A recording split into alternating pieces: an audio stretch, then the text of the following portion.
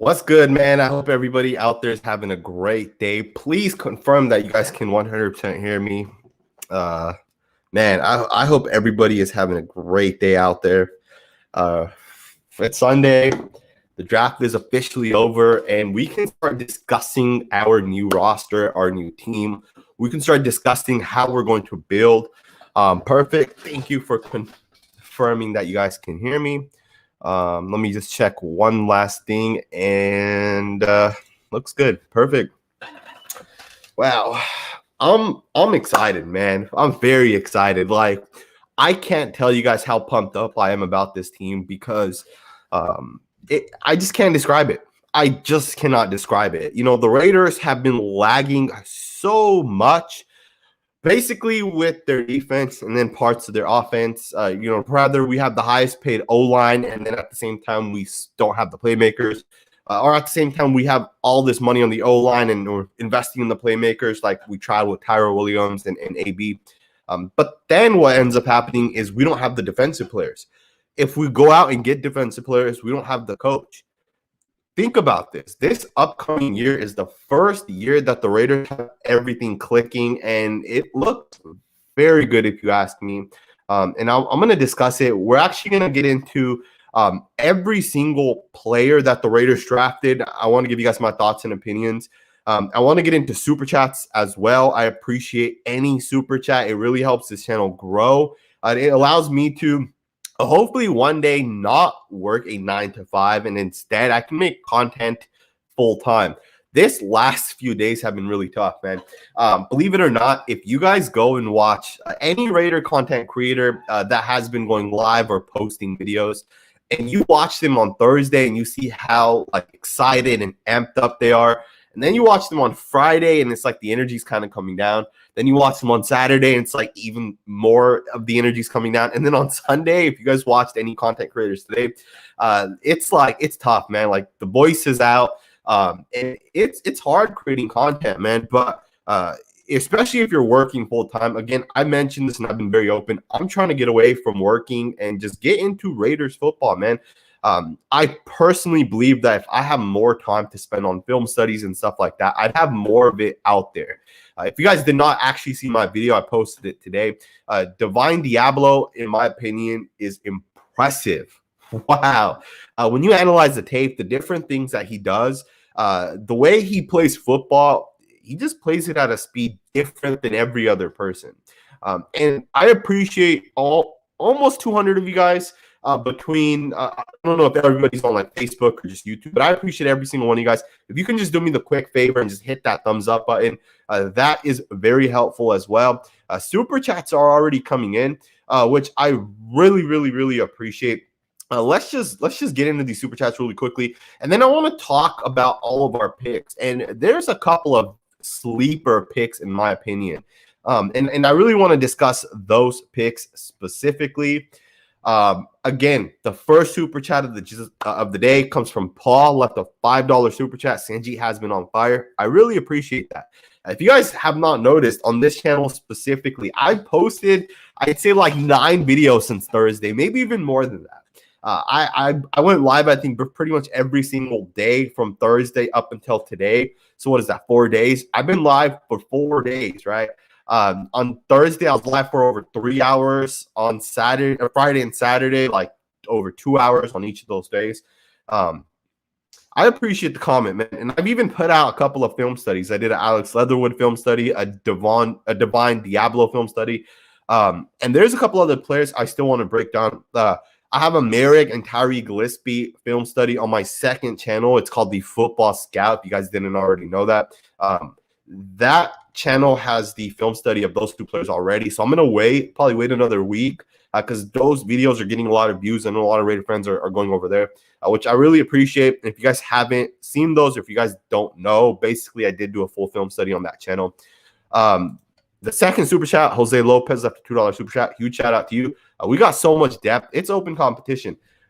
Bro, I could not agree with you more, man. If you guys just look at our roster and you look at the players that we have on this roster and you look at what we've done from last year to this year, Even more so, look at John Gruden's first year. Look at like the rebuild that we did as a roster and as a team. John Gruden has flipped this team around, and I don't know if it's just John Gruden or if Mike Mayock's involved as well. And I see some comments talking a little bit about the John Gruden situation, and apparently he went rogue, right, as someone wanted to put it out there. We're going to discuss all that, right?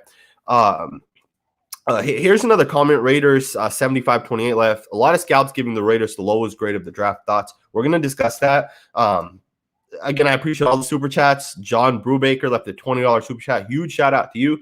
Sanjit, you and your brother were the stars of the weekend. Also, you're great guests. You and the other Raiders YouTubers have really brought Raider Nation together in a totally new way. God's blessing, brother. I appreciate the super chat. $20 is a ton of money, so huge shout out to you. But I want to touch on your comment there because, I don't know if people understand, like, there's a lot of Raiders content creators, right? Like, I can't even name how many there are. At least 10 different content creators out there. And here's the thing, right? Like, we're all putting in the time, the effort, and other teams don't have these type of content creators. Like, I know a ton of content creators for other teams. I follow them on Twitter, vice versa. They follow me back. I'm always talking, getting new ideas and stuff like that. Like the Minnesota Vikings, for example, they have 2 content creators. Like, that's it, right? And it's not past those 2 guys. Outside of that, if you want information regarding the Minnesota Vikings, you have to go to like official sources. You got to go to Colin Cowherd and stuff like that. And one of the reasons why I started doing film studies and stuff like that was because I was sick of hearing Skip Bayless screaming and talking crap about the Raiders. And I see some people saying it's lagging a little bit. Let me know. Is it still lagging? Do you guys still see it lagging? If so, I have a window open. I'll close that out. And actually, it looks like I don't have my Ethernet cable connected, and that could be the reason why. So give me 1 second. Let me grab the wire and plug it into the laptop. That should definitely help out. So just give me 1 second.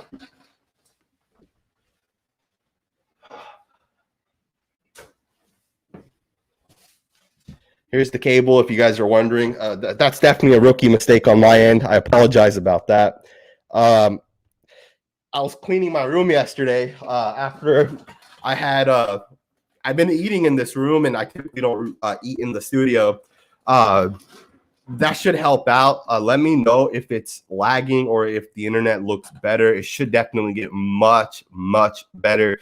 That's a rookie mistake. I apologize, you guys. And I hope that, I hope it works and the speed and all that stuff gets fixed. But just getting back into the content creators and all that good stuff. It's very important to understand that Raiders have a ton of different content creators. And but more than just that, I wouldn't create content if no one watched, right? Like right now I'm live. I've been live for 10 minutes and almost 300 of you guys are already here watching me. 10 minutes and 300 people are already here watching. So even though I'm creating content, I really appreciate it. And I know all the other Raider content creators really appreciate the fact that you guys are here. You guys are willing to watch. So John, thank you for the super chat. Thank you for the kind words. I know all of us content creators appreciate every single one of you guys. Raider Nation's honestly the best fan base out there. So I want to get into some of the comments, and we're going to jump right into some of these players. Shout out to David for becoming a YouTube member. Thank you, David. I appreciate it. Let's release Lawson and Nixon. Jose Lopez said that, left a $2 super chat. And we're going to definitely discuss that, man, because that's definitely a real possibility. Like, those 2 guys might end up being gone. Let's discuss this, man. And again, if you guys hear or if you guys see lag or anything like that, please let me know because I want to get that fixed immediately. I definitely don't want there to be lag. It's interesting because sometimes things lag, sometimes it doesn't lag. It's kind of annoying, to be honest, you guys, because when it doesn't lag and the stream's perfectly fine, I don't have the need to reach out to StreamYard, right, which is the platform that I use. But then the next day might lag, right? And I've been going live every day, and I watch the streams. I haven't really had issues. But at the same time, I also know that the more you stream, right, I know like Xfinity, which is the provider I have, I know that they will always lower like the speed and all that kind of stuff. Um, we're gonna get back to your question, Jose. I'll definitely be getting into it. Um, it is lagging. I see some people saying that it's lagging every 15 seconds or so. Just give me 1 second. Let me see if I can stop that. And let me actually just see if I can get out of this and just come right back. Just give me 1 second.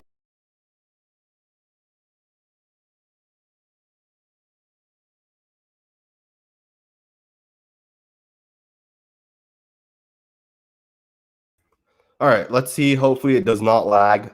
Again, I apologize if it does lag. Some people are saying it's fine. Some people are saying that it's lagging. Again, I do apologize. Let's get into some of my thoughts and opinions. What's going on, Joey? From Yuba City. I'm also from Yuba City. If you don't already know that, but huge shout out to you, man. Daniel Truella left a $5 super chat. Thank you. What's your thoughts on bringing in Reuben Foster for a look, being he's a free agent? Is he a free agent? I thought he was still with the Washington football team. I'm not 100% sure, but if he is a free agent, I do think the Raiders would be wise to consider him. But take that with the grain of salt. He really hasn't been 100% healthy, and at the same time, he's kind of had some issues. I don't want a player that kind of has issues and hasn't been 100% committed to football, right? Outside of football, and even with his health, right? It's kind of an issue. But yeah, I wouldn't mind considering him to bring him into camp and seeing what Reuben Foster could do. But at the same time, we have Kwiatkowski, right? And we have Corey Littleton. We have Nick Morrow, who we just brought back and we re-signed. We just picked up Diablo, who I did a film study on this morning. And wow, man, Diablo is impressive, if you ask me. Man, so I'm pumped up about this roster. Any chance we still trade Nassib and that silly contract? Thank you, Paul, for the $5 super chat again. So here's the thing, right? We can't technically trade Carl Nassib because we could, but technically we wouldn't save any money this year. We would only save money going into next year, but technically at that point we can kind of cut him. I think it would be wise to keep him around as maybe a rotational player, depth, right? Injuries happen, right? Factually speaking, Max might miss 2 games. Cleveland might miss 2 games. Yannick Ngakoue might miss 2 games. And when those guys are missing games, it's nice to have a guy like Carl who can, in my opinion, consistently bring that pass rush, right? Again, I appreciate the super chat. Let's get into the next one. McLovin left a $2 super chat. And again, we are going to get into all of the draft picks. I just see a lot of super chats coming in, and I always want to get those out of the way because they disappear, and I also want to always answer any questions at that time before they disappear. But we're going to talk about all our picks because I'm pumped up about it, man. It's interesting, man. It's very interesting. Kuntz, A1 dark horse. This man will have 7+ sacks. I watched Kuntz's film. He's impressive. Very, very, very impressive. And I really like what we did with Kuntz. And I'm pumped up about Kuntz because I watched his film. And when I watched him, I see him 100% as a guy that's going to be the Yannick Ngakoue long-term replacement. Right? Not this upcoming year, maybe not even in 2 years. But eventually, I think he's going to replace Yannick Ngakoue. And here's the thing, right? Like a lot of people don't think about it. But Yannick Ngakoue is here for 2 years, and Kuntz needs at least 2 years to develop. He's from Buffalo, right? And some people have called him Khalil Mack 2.0. Let's not do that because then we're putting a lot of pressure on this guy. He's still a young player. He's still just a rookie. He's going to have to develop.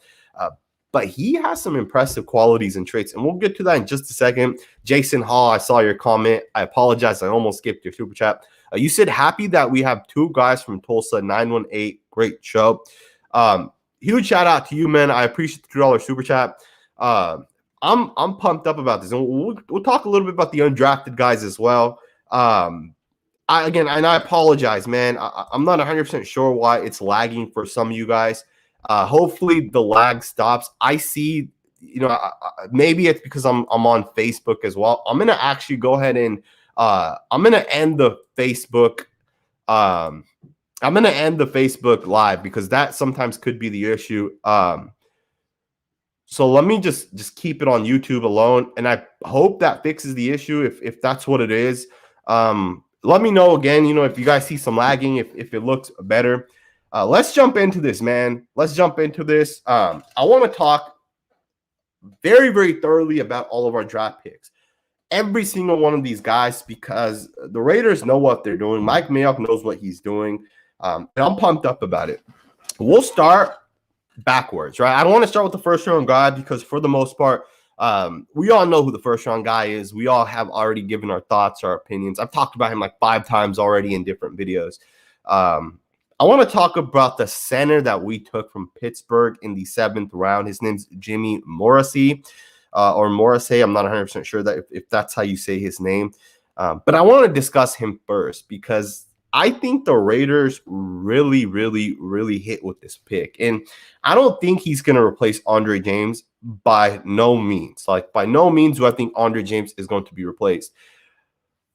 But I do think that this guy is going to be the long-term backup center. And I do think that he's going to end up going somewhere else and he's going to start. Like, there's a couple of things when it comes to offensive linemen that you have to always consider, right? When it comes to offensive linemen, there's traits and qualities that matter. If a guy's in college and let's say he just overpowers players and he's just laying players out, but he loses every now and then because he's slow or his footwork's not good, typically those players don't pan out well into the NFL. The players that pan out in the NFL, the players that become superstars or at least good quality starters, are guys that are not the strongest football player in college, but they move well, right? I asked Colton Miller about this, and Colton Miller told me that technique is the most important part of playing football. There's nothing more important. And I can tell you guys personally from when I played football, technique was what allowed me to beat the guy that lined up from across from me. Right. When a guy lined up over me or maybe it was the linebacker, I knew exactly where I needed to be. I knew exactly which angle to take. And that's a technique part of football that is the most important part. Right. When it comes to technique, Jimmy Morrissey from Pittsburgh has great technique. If there's one thing this young center has going for him, it's how he moves when it comes to zone blocking. Now, he is skinny. He is smaller. If I had to say based off just looking at him, he's maybe like 290 pounds, right? I think his official weight is about 312, 315. I don't think that's him, to be honest with you. I think he is smaller than that. When I watched him, right, the game that I watched was Pittsburgh. I should say Pitt. I don't know why I say Pittsburgh. It was Pitt versus Miami. And Miami's D-line's pretty good. They're a good defensive line. It's the Hurricanes, just to confirm. And I was watching him from where he was at the center. There was a guy playing the 3 technique, which is on the outside shoulder of the left guard, right? This guy was able to snap the ball and go all the way to his left and hook that guy. And that was such an impressive block. I actually put that video up. I put that video up on my Instagram. I don't know if I did it on Twitter. I just posted it to Instagram. So go check that out if you guys haven't already checked it out. But he looks very promising, and I don't think he's the Raiders starter because, in my opinion, I think Andre James is already that. But I do think that he's going to be a very solid backup. At the same time, I do think he's going to be a good football player for a long time. And that's just my personal thoughts. Someone said Richard Sherman. As you guys know, Mike Mayock was also asked, and Mike said he has no issues with that, man. Watts Raider, shout out to you, man. I appreciate you being on. You said Nassib is a cap hit, bro. As of right now, yes. If we cut him or trade him, we're gonna end up getting a huge hit to the cap. We can't do anything with him except really keep him on our active roster because the money's already spent. At this point, he's worth keeping, in my personal opinion. Hassel said, is Kolji your brother? Kolji is 100% my older brother. And yes, he does YouTube content now as well. So shout out to him. I don't know if he's obviously not going to be doing this full time, but he has posted some of his opinions. Me and him talk football every single day. And he's definitely a smart guy. So if you guys don't already follow him, I'm not 100% sure what his YouTube name is. I think it's just Kuljit Tour. So Kuljit. Last name is Tour, Toor. And I think that's his YouTube channel. Either way, I posted it as a community post. So you guys can just go to my channel and look under the community post and see it. Nick 209 left a $4 super chat. Huge shout out to you. I appreciate the super chat. Some people are saying the video lags a little bit, but the audio is fine. Glad to hear that. I actually get a notification on the screen when the internet connection is kind of weak. So hopefully that stops, and hopefully it doesn't lag. Mick Levin said, "Yo, if Stoner makes the team, I'm buying a jersey." That'll be interesting, man. That'll be very, very, very interesting if you ask me. Again, the Raiders have picked up a bunch of, in my opinion, solid football players. And we'll talk about the undrafted guys in just a second. What I actually want to do is I really want to talk about the guys we drafted first. Let me go and see if there's any other super chats outside of this one. Perfect. Watts Raider said the backup center to go to another team. What the heck? Bro just said backup center that won't be our starter, but be good on another team. I did say that, absolutely. I said the same thing about Andre James, and this was a couple years back, right? When Andre James first came, I said, I think Andre James is going to replace Rodney Hudson. And there's videos of me saying that. And we're at the point where Andre James has replaced Rodney Hudson. Rodney Hudson is one of the greatest centers probably in Raiders history, right? And he's probably one of the greatest centers in NFL history if you look at it from like a top 10, 15 perspective. And Andre James has replaced him, right? Which speaks volumes of the type of player Andre James is. But my point is I saw things in Andre James that I really liked. And when it comes to Jimmy Morrissey from Pitt, there are things that I like. Now, obviously, we'll see once he actually gets to the NFL. Personally, I think there's a strong chance that the Raiders are going to end up releasing Nick Martin if Jimmy Morrissey works out. If not, worst case scenario, I think Jimmy hits the practice squad for 1 or 2 seasons. And then Nick Martin will be on the Raiders for 1 or 2 seasons. And then eventually they'll get rid of Nick Martin. And hopefully by then Andre James is known as that future guy, that he's going to be 100% our guy. Maybe we extend him, and then Jimmy Morrissey. He probably won't extend. From watching his film, am kind of high on him, man. Obviously, we'll see when the NFL season comes around and kind of how he looks at that point. We're going to get into in just a second. Let me actually just get through some more of these super chats. They're going to start disappearing. Again, I appreciate all you guys with the super chats, because super chats are definitely beneficial. And I love answering you guys' questions as well. And shout out to you, Denny. You're always here, man. And I appreciate the $10 super chat. Dick Vitale left the $5 super chat saying, "Gee, I love our draft, but we are getting shredded by all the media. I know we never get any respect, but really, I couldn't disagree with you more, man. It's very, very unfortunate that we're still getting this hate. To me, it seems like we're never not going to get hate, right? Like, we're the Raiders. The media hates not only the Raiders, but the media hates, unfortunately, John Gruden and Mike Mayock, right? When Mike Mayock went from the NFL Network, being in the media circle, ESPN, all that good stuff, even up in the booth, and then he went on to become an actual GM. You look at like Stephen A. Smith. Stephen A. Smith is probably super jealous of the fact that Mayock was able to make that conversion, right? Because that's a huge step in going from media to a GM. And Mike Mayock has done a great job finding a lot of value. And again, we're going to discuss all of those players. We've already discussed the 7th round center. I'm very high on this kid. Also, keeping in mind, we drafted him, so his contract's guaranteed, which means he's going to be on the team for at least 1 or 2 seasons, right? Unless he's just a flat out, he doesn't care and he's not going to put the effort in. He will be on this roster, right? Again, shout out to you for the $5 super chat. Paul left a $5 super chat. Are you surprised that we did not take defense tackle Twyman from Pitt in the late rounds? I am not.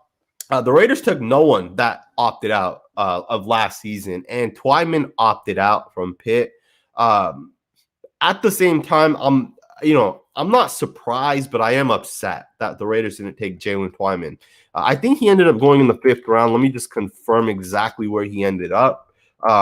So Jalen Twyman is on the Minnesota Vikings, and they got him in the 6th round. That potential is there of that kid, and that kid has all-pro potential. And that's potential. I'm not saying he is, right? But he, right after Christian Barmore and then maybe Deo from Vanderbilt, Twyman's right there as my number 2, number 3 defensive tackle, and that's based off of 2019, right? That's a full 2 seasons ago. Chris Kane left a $20 super chat. Sanjit, thanks for all the hard work. If you think Mayock didn't work that draft perfectly, especially round 1 and 2 after being handicapped, a mandatory offensive tackle in the first, you're out of your mind. Mayock is gonna be a draft mastermind. I don't disagree with you, man. Thank you for the $20 super chat. I 1000% agree with you, man. Mike Mayock dominated this draft. The Raiders have to be a top 5 team in terms of the draft, and I'm actually surprised because we're not getting that love. I've actually went and looked at what people are saying about the Raiders draft, and all people are saying is the fact that, and it's not all people, right? I'll clarify that. Jim Nagy, who is a former GM, I believe, scout, he's actually a smart guy. He understands the game. And we'll talk about what he said about Alex Leatherwood when we get to that point. Jim Nagy talked a little bit about the Raiders draft, and he said that the Raiders had a great draft, and he knows football, right? I kind of compared, I forgot who put it out. I think it was Thor on Twitter. I don't know how to say his last name. I don't know his last name on the top of my head. Thor put it out on Twitter that the Raiders, or actually he put out a chart, right? And the chart was like, it was like Twitter GM, scout type people, right? Not real, but like Twitter guys. And basically all of them had the Raiders getting like a D, a C. And I read through the comments, and every single person said Leatherwood was a reach. They got no value. They took Coons from Buffalo, who's a trash player, and all this other garbage, right? And we'll talk about it because I think Mike Mayock dominated this draft. Again, thank you for the $20 super chat. Chris, thank you to everybody that's already left the super chat. I really appreciate it. Again, if you have a question, you can leave a question, and if I see it in the comments, I'll get to it. If not, super chat, and I'll 100% answer it. Let's get into this super chat real quick, and then we're going to get into Nate Hobbs because I'm pumped up to talk about him.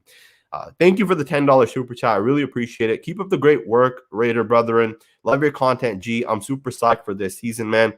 Who do you think had the most influence with our defensive pickups in the draft? Hashtag Sanjit Vibes. That's a great hashtag, man. I might have to start using that hashtag. Thank you for the comment.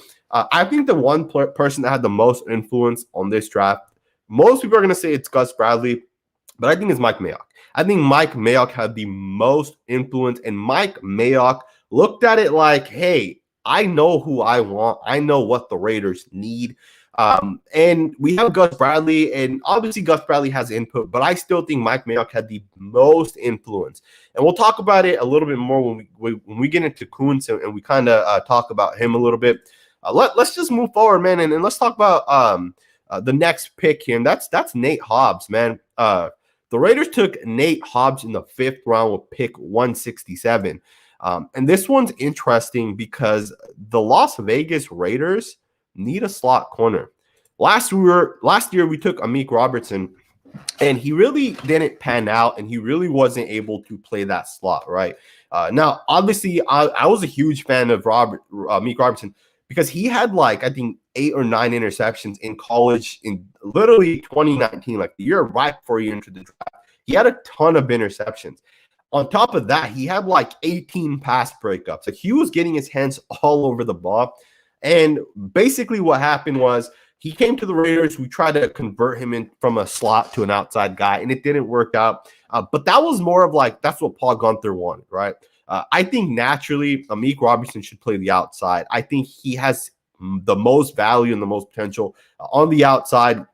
And I do think that's kind of what's going to end up happening with Meek Robertson and Robinson. And I do think that Nate Hobbs is going to be the Raiders slot corner. Now, I don't know when that's going to happen. I don't know when the transition is going to happen. But there's 2 things that I can say about Nate Hobbs. The 2 things that I'm very confident in is 1, he's motivated. 2, he's well coached. If you guys don't know, Hobbs' college coach was Lovie Smith. If there's one thing Lovie Smith does, that is create and help great defenses. Lovie Smith was Hobbs' coach at Illinois, and Lovie Smith is a good coach. He knows what he's doing. And in my opinion, because of the fact that Smith was able to help Nate Hobbs and kind of develop him and help him get into the NFL, I think he's going to come in and be ready, man. I think right away, day one, he's going to know what NFL teams and coaches expect. And I think that's going to benefit him more than anybody else, right? Because he had that system. It's kind of like why the Raiders take players from Alabama and from Clemson and these top tier schools, right? It's because they're going to come in and the Raiders already know what to expect from those guys, right? Those are top tier programs. I watched Hobbs' film. I actually only watched one game because I only had one 2020 game. I'll get into 2019 probably sometime during this week. But the thing that I saw from him was the fact that the guy played very well when it came to playing in the slot. Now, he played outside corner, he played in the slot, he played box strong safety, he played free safety. He has a lot of range, but the thing I absolutely loved about him was when he was in the slot, he turned his hips well. He was able to run sideline to sideline, left, right. Like receivers were not able to beat him, and he didn't play the highest competition, right? He's at Illinois. But he still had a good season. You know, I think he is pro ready. Maybe not from like a talent perspective. Obviously, he'll have to get used to the game of the speed of the game. But I do think that he is pro ready. He is ready to come in and understand and grasp the defense, right? The concept of your run fits, what you need to do in every single situation. You know, in college, they dumb everything down, right? They want to make things easy for all these players. Not so much in the NFL. In the NFL, they make it tough, and they're going to put hundreds of different rules in, right? You have to know every single little concept. Probably not hundreds. It's probably more like 10 to 30 different rules, just depending on who the coach is and the scheme is. But yeah, man, I like Hobbs. I think he has a lot going for him, and we'll jump forward and we'll get into and again, we're starting from 7th round upwards. We'll get into Tyree Glispy next, number 143. The Raiders traded up for Glispy. And for those of you guys that did watch my my video that I posted about 2 to 3 weeks ago about Glispy, I was saying Glispy, and I see all the comments and everybody saying, why are you butchering his name? You know, I can't go back and fix those videos, man. If they're made, they're made. So I do apologize. I know I said his name way wrong. That's kind of what happens. And that's on me. I should have probably looked into that before. And I see a couple more super chats. I hope there wasn't a super chat before Mike. If there was, I do apologize. Let me know and just put that comment in and say, hey, this was my super chat question.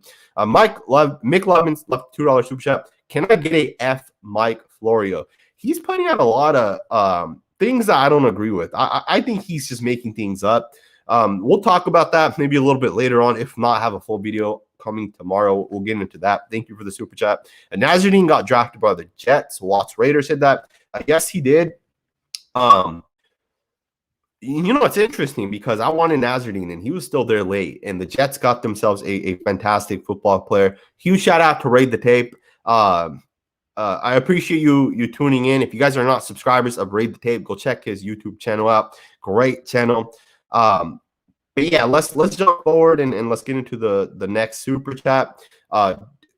Dynamius Prime. I'm not sure how to say your name. I do apologize. Left a $5 super chat. Are you from Sac? And what's your favorite pick past round 2? I am from the Sac area, specifically a town 30 miles north of Sacramento called Yuba City. But generally, I say yes, I'm from the Sacramento area because most people know what Sacramento is, right? Most people in the United States know what Sacramento is, but most people in the United States don't know what Yuba City is. So I claim Sacramento, but realistically, I was born and raised about 30 miles north of Sacramento. My favorite pick past round 2, honestly, I love Trayvon Merrick, and I think he's going to be the best player for the Raiders. But my favorite pick past round 2 is Tyree Gillespie. For the value of being picked 143, that's so much value.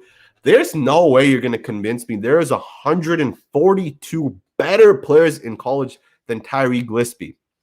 Me and Raid the Tape talked about this a couple times. We both went to go watch Missouri's film, specifically to watch Nick Bolton.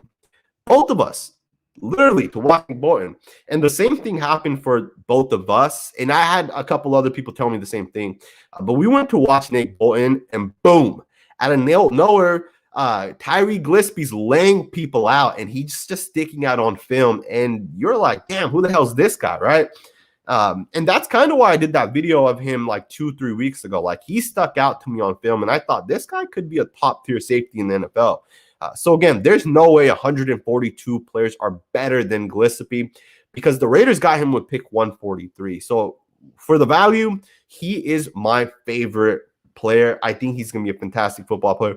But I also like our 7th round pick, right? Don't underrate the center that we picked up from Pitt, Jimmy Morrissey. And I'm probably butchering his last name. I apologize to him if I am butchering his last name. But I appreciate the super chat. Huge shout out to you. Aunt6 Soldier, $5 super chat, and is a member of this channel. Huge shout out to you as well. Besides our 2 first picks, who can start for us and who is going to make the biggest impact next year? Thanks for the follow. Thank you, my man. I really appreciate it. Again, man, this draft, I think the Raiders hit, man, every single round.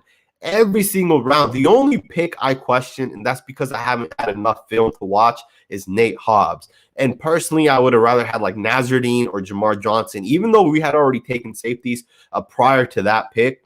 I would have still rather had one of those guys.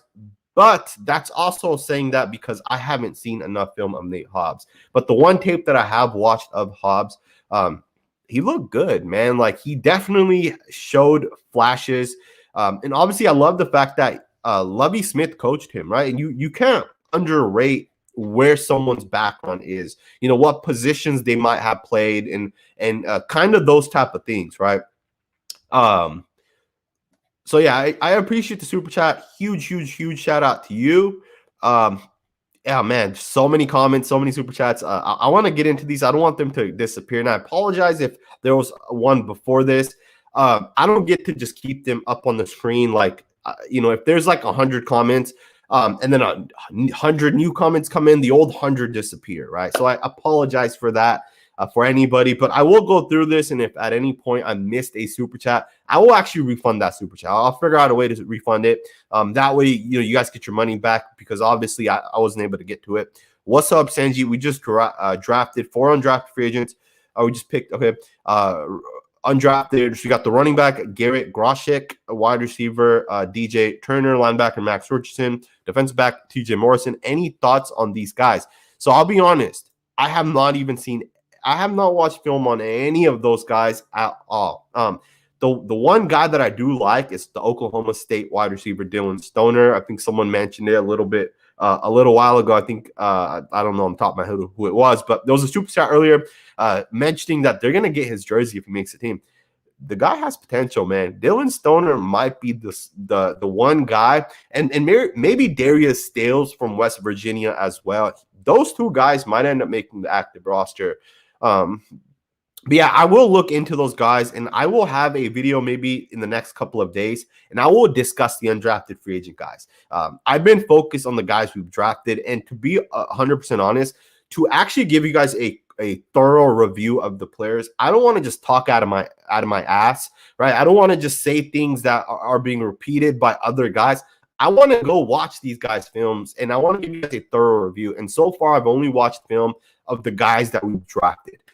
So that's kind of what I want to stay on topic with in this video. Again, we've already talked about the center, who I'm very high on, Jimmy Morrissey. Right now, he's probably the one guy that I think has the highest potential, which, you know, again, that's a center, and we already have a center, right? So it's going to be interesting kind of see what happens there. Maybe he converts into a guard, right? It's possible that he goes from center to guard. It's definitely not out of the question. Nate Hobbs, I've watched one film. He looks good. I'm not as high on him, especially since I know how hard it is to become a slot corner in the NFL. Edgar Bonella, huge shout out to you for the $2 super chat. You said thoughts on Darius Stales. I love Stales, man. I absolutely love him. You know, I know a couple of people in the draft community. I know a couple of people in the draft community who. So I also see some news. Apparently, the Raiders signed Casey Hayward. I'll confirm that if that's true. But let me just get through these super chats real quick. Darius Dales, I think, is a fantastic football player. There are people in the draft community that said that he could have possibly been a top 5 from round 5 to 7. He could have been one of those picks, but he had some injury issues, which I'm not 100% sure on. I wasn't able to confirm that, but yeah, man. And I see a couple of people saying, wow, bro, Yuba City, cool. Some people saying Yuba City High School. I went to Yuba City High School. It's the high school I went to. I'm sure if you guys put in Sanjit Yuba City High School, you guys will probably see some of my pictures of when I was playing football. But I know Raid the Tape is here. I'm gonna actually go ahead and send him an Instagram invite. I don't know if you're busy, man, but if you want to hop on, because it looks like the Raiders might have just signed Casey Hayward.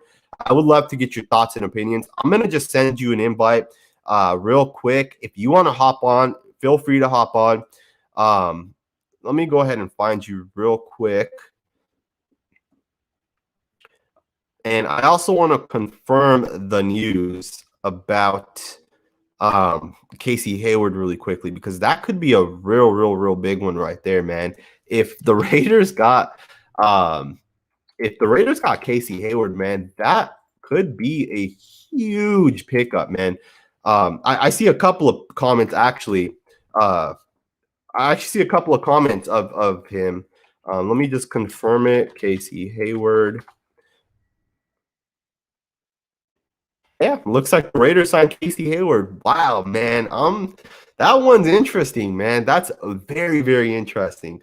Let me get through these super chats and we'll definitely discuss this, man. I'm pumped up about that one, man. First and foremost, right? The Raiders, they needed a corner, man. You have these other guys that are you have guys that are young, right? Nixon, Johnson. I don't know if they even make the roster. You have other guys like Arnett, Mullen, who are high round picks. You have all these different guys. And at the end of the day, if you really think about it, are those guys better than these vets like Hayward and Richard Sherman? At the same time, Hayward and Sherman have experience in Gus Bradley's system, right? Let's get through these super chats, man. Again, a huge shout out to everybody, and it is 100% confirmed we signed Casey Hayward. I'm pumped up. King Spawn, thank you for the $5 super chat. What do you think about our 7th round pick from Pitt? You think he can start at center? I talked about it, man. If you missed it, go back to the beginning of the channel or of this video. I talked about it. Thank you for the super chat. I do, just keep it short, I do think that he is the Raiders' future guy, man. Not at center, but possibly at guard. And I think very highly of him.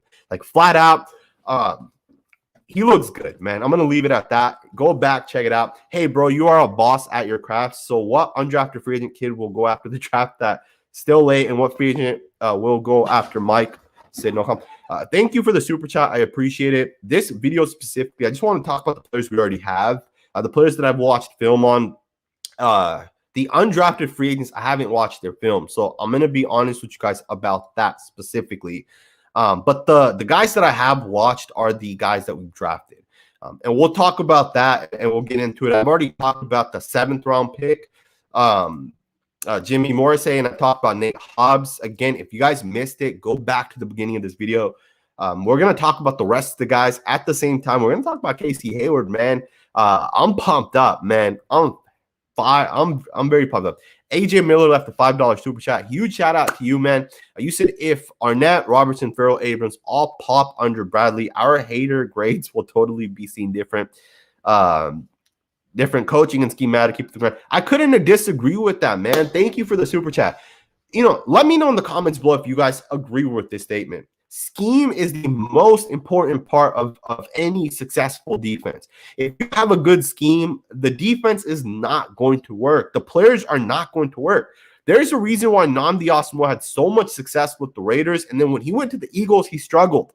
There's a reason why Josh Norman went from the Panthers to the Washington football team, and he wasn't the same football player, right? There is a reason why things like that happen, man. Scheme is so important, and Paul Gunther, he had no scheme. There was nothing Paul Gunther brought as opposed to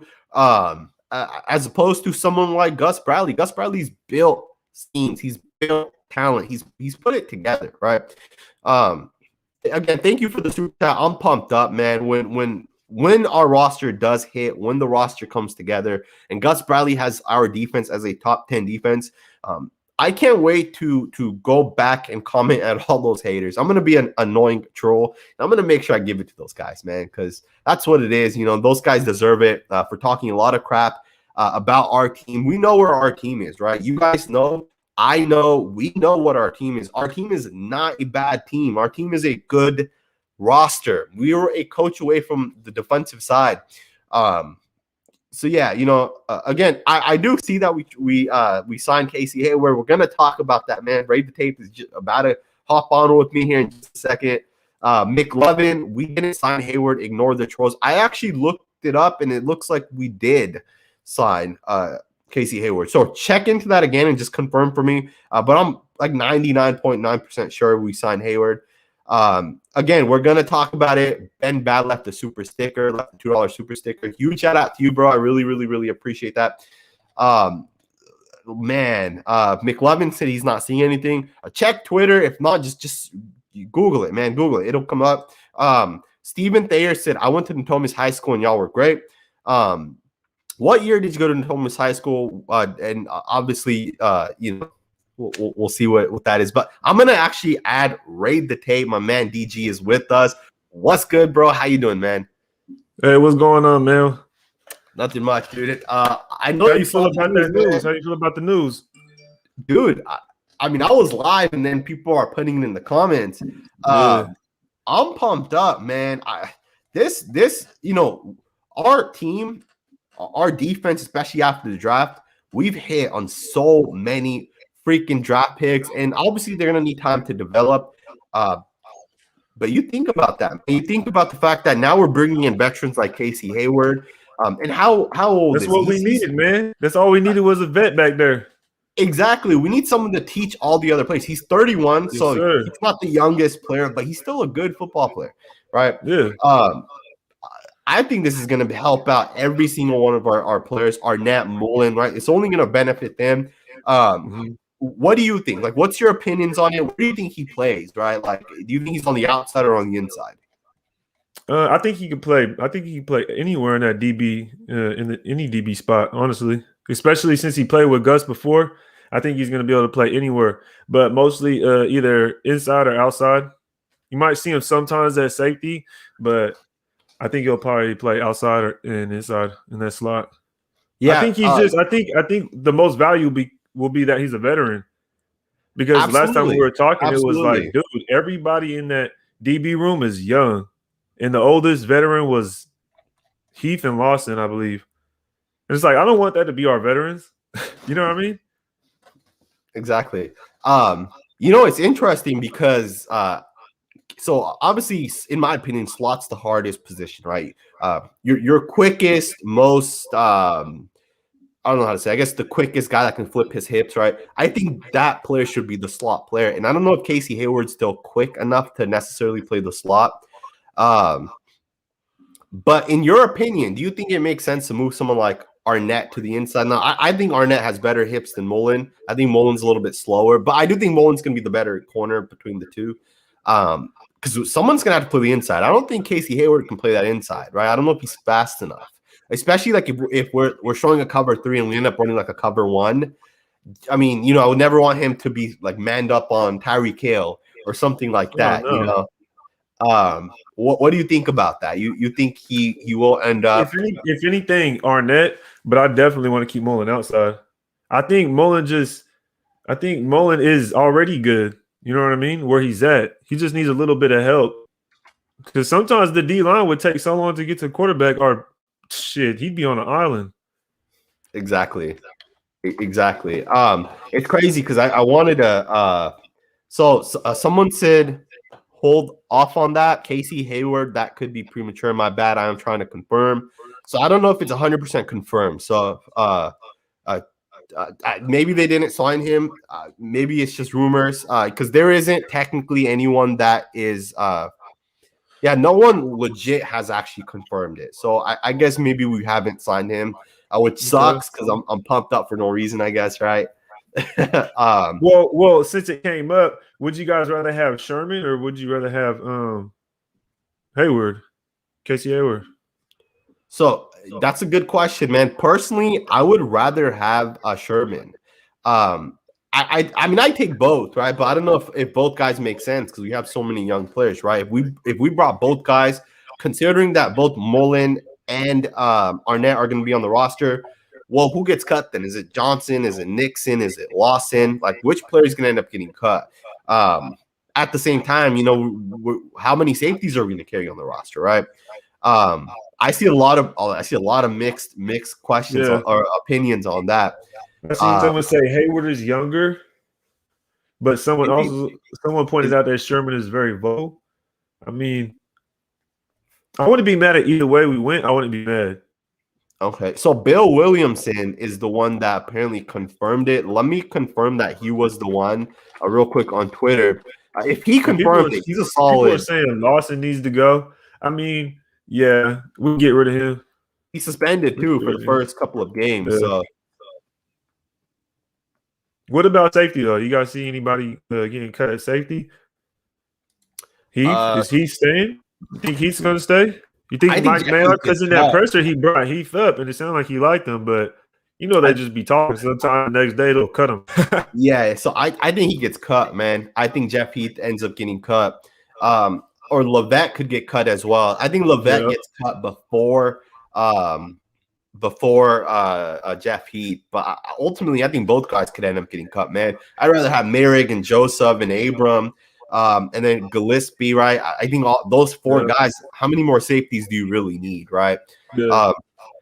But yeah, I have to agree with you earlier too on that Gillespie pick. That's my favorite pick also because getting him where we did, I'm like, that's true value. And I had even commented, I had also commented it, and it was like, man, that's true value. Absolutely. Because imagine, because I wanted Morig, don't get me wrong, but imagine if we would have ended up with Barmore and Gillespie.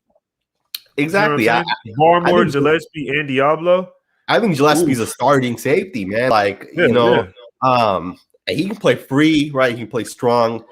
I think he's a solid football player. So Mick Levin said, I stay updated on BR Twitter feed, still nothing. And Mick Levin's a solid person, man. I know for a fact he wouldn't lie about this. And he just confirmed that BR confirmed we signed Hayward as well. Christopher Brown said it's on Bleacher Report per Silver and Black Pride. I don't know if we signed him. We'll see. Hopefully someone actually confirms that we really signed him. Either way, signed him or not, it looks like we actually did sign him. Either way, if we're going to talk about it, if we did sign him, we'll get into it. I actually do want to kind of stay with the original video as well. Yeah. Have you been watching film, by the way, of these guys? So I've already talked about Jimmy Morrissey, who was our 7th-round pick. I talked a little about Nate Hobbs, who was the 5th-round pick. I wanted to get into Hobbs. He's kind of hard to get the film on, and I seen Walter Rader talking about that too. You got to actually go to like the full games of Illinois, and you got to really dig for it. Absolutely. I have one tape of a Hobbs from 2020. If I'm having a hard time getting the tape, it's hard to find the tape. Right? I'll tell you that right now. If it's hard for you, it's going to be impossible for me. I have 600 games over the last 2 or 3 years, right? Yeah. So I'm but I'm not going to sit here and like act like I watched film on him and all that. No, I did see him. I did see some things, but it's not enough to say, okay, yeah, I got an understanding of how he is and how well he's going to do. Mm-hmm. Absolutely. So there's over 700 or almost 750 people here with us. Hit that thumbs up button. I really appreciate every single one of you guys. Tyree Glispy. So we're going downward. So we talked about Jimmy Morrissey, our 7th-round pick. Yeah. We talked about Nate Hobbs. We're going to talk about Tyree Glispy. I watched his film extensively, and I made a film study, which means I watched his film about 3 or 4 weeks ago, but I rewatched his film again, man, and there's so much I love about him. I think for the value and for the round we picked him, I could not be more excited. And I'm surprised that he lasted that long. So am I. Because that's why I keep saying, like, that value where we have him. And then even Mayock said it himself, like, you just didn't expect him to be there. So we had to, you know what I mean, jump up and grab him. Absolutely. And we traded up. We didn't have a 4th-round pick. We traded up at the end of the 4th, and we took him, right? And I'm excited that Mike Mayock obviously had a higher grade on him than I think and maybe other teams had a high grade, but maybe it's just based off of need and fit and stuff like that. But Mike Mayock was willing to pull the trigger. And keeping that in mind, we already had Trayvon Merrick. We already have Carl Joseph. We already have Jonathan Abram and Jeff Heath. We don't need a safety, but at a certain point, you weigh the benefits of getting a guy with the 143rd pick or wherever we took him, as opposed to like letting him continue to fall and just not taking him. But I want to talk about what I love about his game. Now, the first thing that sticks out to me is he's fast. He has range and he runs through people. And that could not be overstated, right? We both talked about this. We're watching Nick Bolton and he stuck out on film because he's hitting people. He's tackling people behind the line of scrimmage. Specifically that Alabama tape, man. When I watched it and I rewatched it, like, and I don't know if people play harder against like Alabama and these top tier schools because they know that's their chance to make the NFL. I don't know if that's 100% true, but he just looked better in that game. And, you know, if you said that, okay, you take everybody from the Alabama offense, everybody from the Missouri defense, and you're going to rank them, right? There's 22 players. You're going to rank them. Glispy legitimately would probably be like the 4th best player on the field, right? Like, I would say Devontae Smith is better. I would say Nick Bolton is the better player. But right after that, like, Glispy's right there with Waddle and maybe Alex Leatherwood and Dickerson as, you know, being one of the better players, right? Like, if you considered the offense and defense, Alabama and Missouri defense, he was probably the 4th or 5th best player on the field, right, at that time. I'm pumped up about him. Now, I don't 100% know where his fit will be because, you know, in my opinion, Merrick's the true free safety, right? He's the guy that's going to be playing free safety on base, on nickels, on our nickel defense. In your opinion, what do you think he does? Is he just going to be a backup free safety, or does Merrick move to a different spot and then Glispy plays that free safety position? Because he's not a slot corner. I don't think he's a strong safety, even though he can hit people. And that's the thing. I feel like Gillespie's range is underrated, and people might think he's just a hitter, and I don't think that. He's always. I feel like when I was watching tape, he was always under the ball, and that's pretty underrated. But when you watch Morrissey's tape, one thing that stood out is he was constantly in man coverage. That TCU defense, man coverage, man coverage, man coverage. You know what I mean? And Absolutely. It was like they probably have like one robber. Exactly. So TCU did play a lot of man. Like, and dude, they played. And the thing is, when I was watching the film, he had underrated communication. I don't know. Merrick. A lot of people don't bring that up, but his communication was key. Merrick, someone said I'm breaking. They said I'm cutting out. It's clear for me. I can hear you pretty clearly. Maybe it's just a lag between both of us, but I mean, I can hear you clearly, but yeah, man, I agree with you on Merrick, right? Like, there was a play that stuck out to me on film when I was watching him. He saw a play before it happened. He was calling it out before it happened, and the defense stopped it for a minimal game because he called it out before it happened. And that's part of why I think Gus Bradley wants a guy like Merrick, right? At the same time, you bring in someone like Tyree Glispy, who I don't know if Glispy has that same awareness and football IQ and the ability to speak to one another as Merrick. I mean, obviously he doesn't, right? Merrick's the number 1 safety. Glispy's probably like number 4 or 5, just depending on some people had Gillespie. I believe I was on live with Honcho, and he said he had Gillespie as his number 9 safety. Oh, did he? I thought he had him higher than that. I had Gillespie as my tied for number 6, so that he was my number 6 safety. But I was also high on Hamza Nazardine as well as Jamar Johnson, and both of those guys went after Gillespie. Personally, I would have taken both of those guys over Gillespie, right? Because I'm higher on those guys. Interestingly, Jamar Johnson went to the Denver Broncos, so we'll be playing him twice a year, and I think that's a mistake, man. I think that was a mistake. Diego Lopez, thank you for the comment. I just got 21,000 subs. I appreciate every single one of you guys. I was waiting for that number, man. I feel like I was stuck in the 20s for like a good month and a half, man. I hit 20,000 a while ago. So thank you for the comment. Shout out to you. Shout out to everybody watching us. We're over 700 people on the stream. Make sure to hit that thumbs up button. Some people are talking about Jamar Johnson, mentioning that he can't tackle, and I would say that is his one issue, right? Which is he can't tackle. But at the end of the day, I am fine with Tyree Glispy, and at the same time, how many more safeties are we going to continue taking, right? Like after we took him, we weren't going to draft another safety. Like it doesn't make sense. We had already taken 2 safeties. Diablo is technically a safety, but really he's going to be a linebacker for us.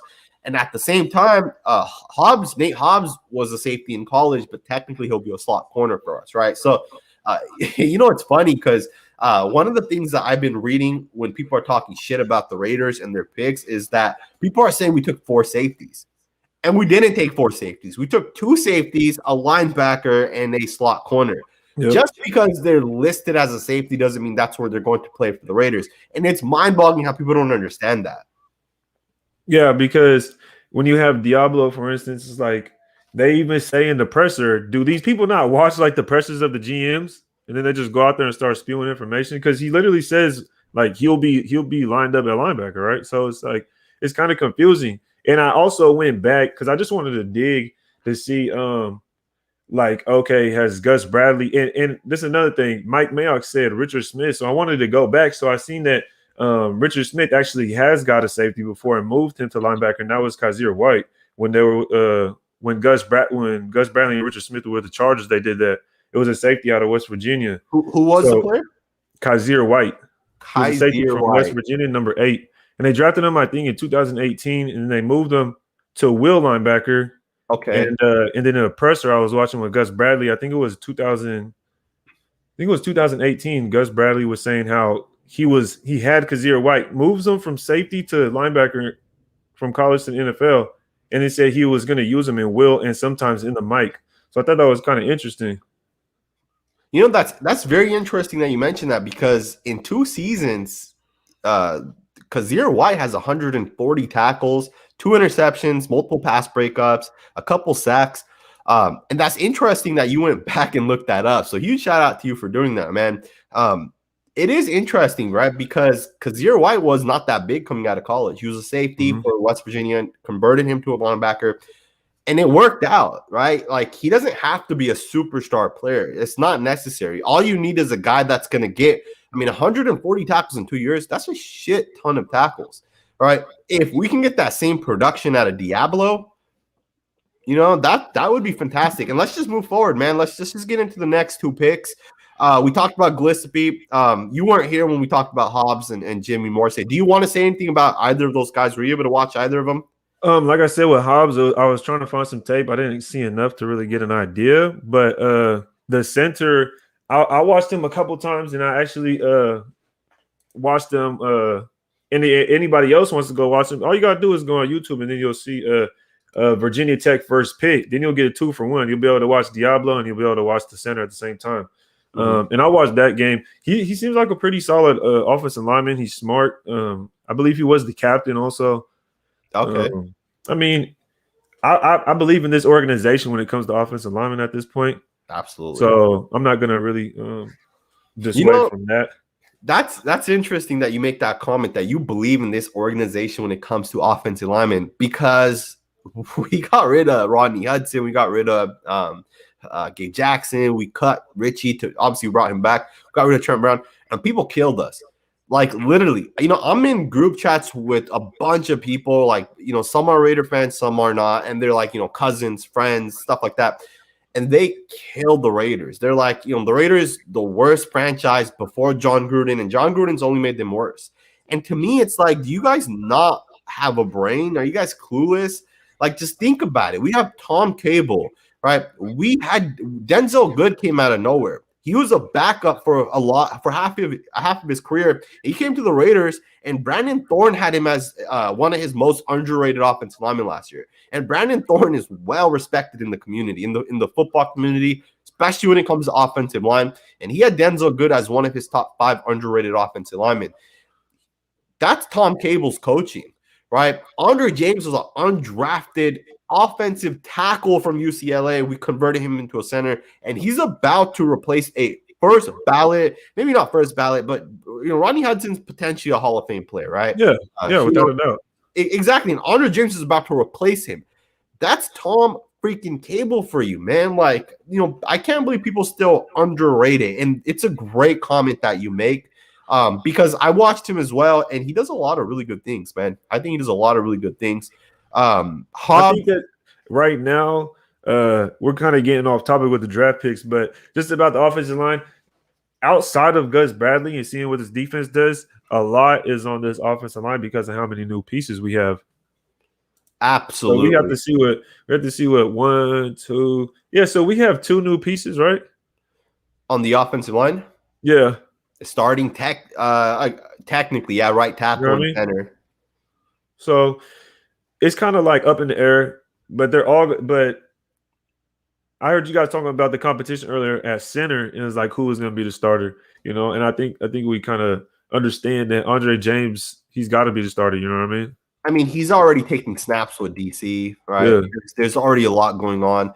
I would be very surprised if he's not the center at this point, right? Andre James is the Raiders starting center. Like, there's no questions about it. It's interesting because I asked Colton Miller specifically about Andre James, and I told Colton Miller, I said, I think Andre James is a great football player. Obviously, we haven't been able to see him since his rookie year because there was no preseason. How has he developed over the last year? And Colton Miller literally looked at me, he laughed, and he told me that he thinks Andre James could be the starting center for Rodney Hudson. And people don't listen, right? People are like, they're getting rid of Rodney Hudson. Listen, man, pay attention to what these guys are saying. And it takes me to the same, to another thing that happened. And we'll get back into the draft. But, I put out on Twitter that I think Jonathan Abram is the Raiders' best player. He could be the best, the second best, the third best, whatever you want to say. In my opinion, he is the best player. And I will also say this.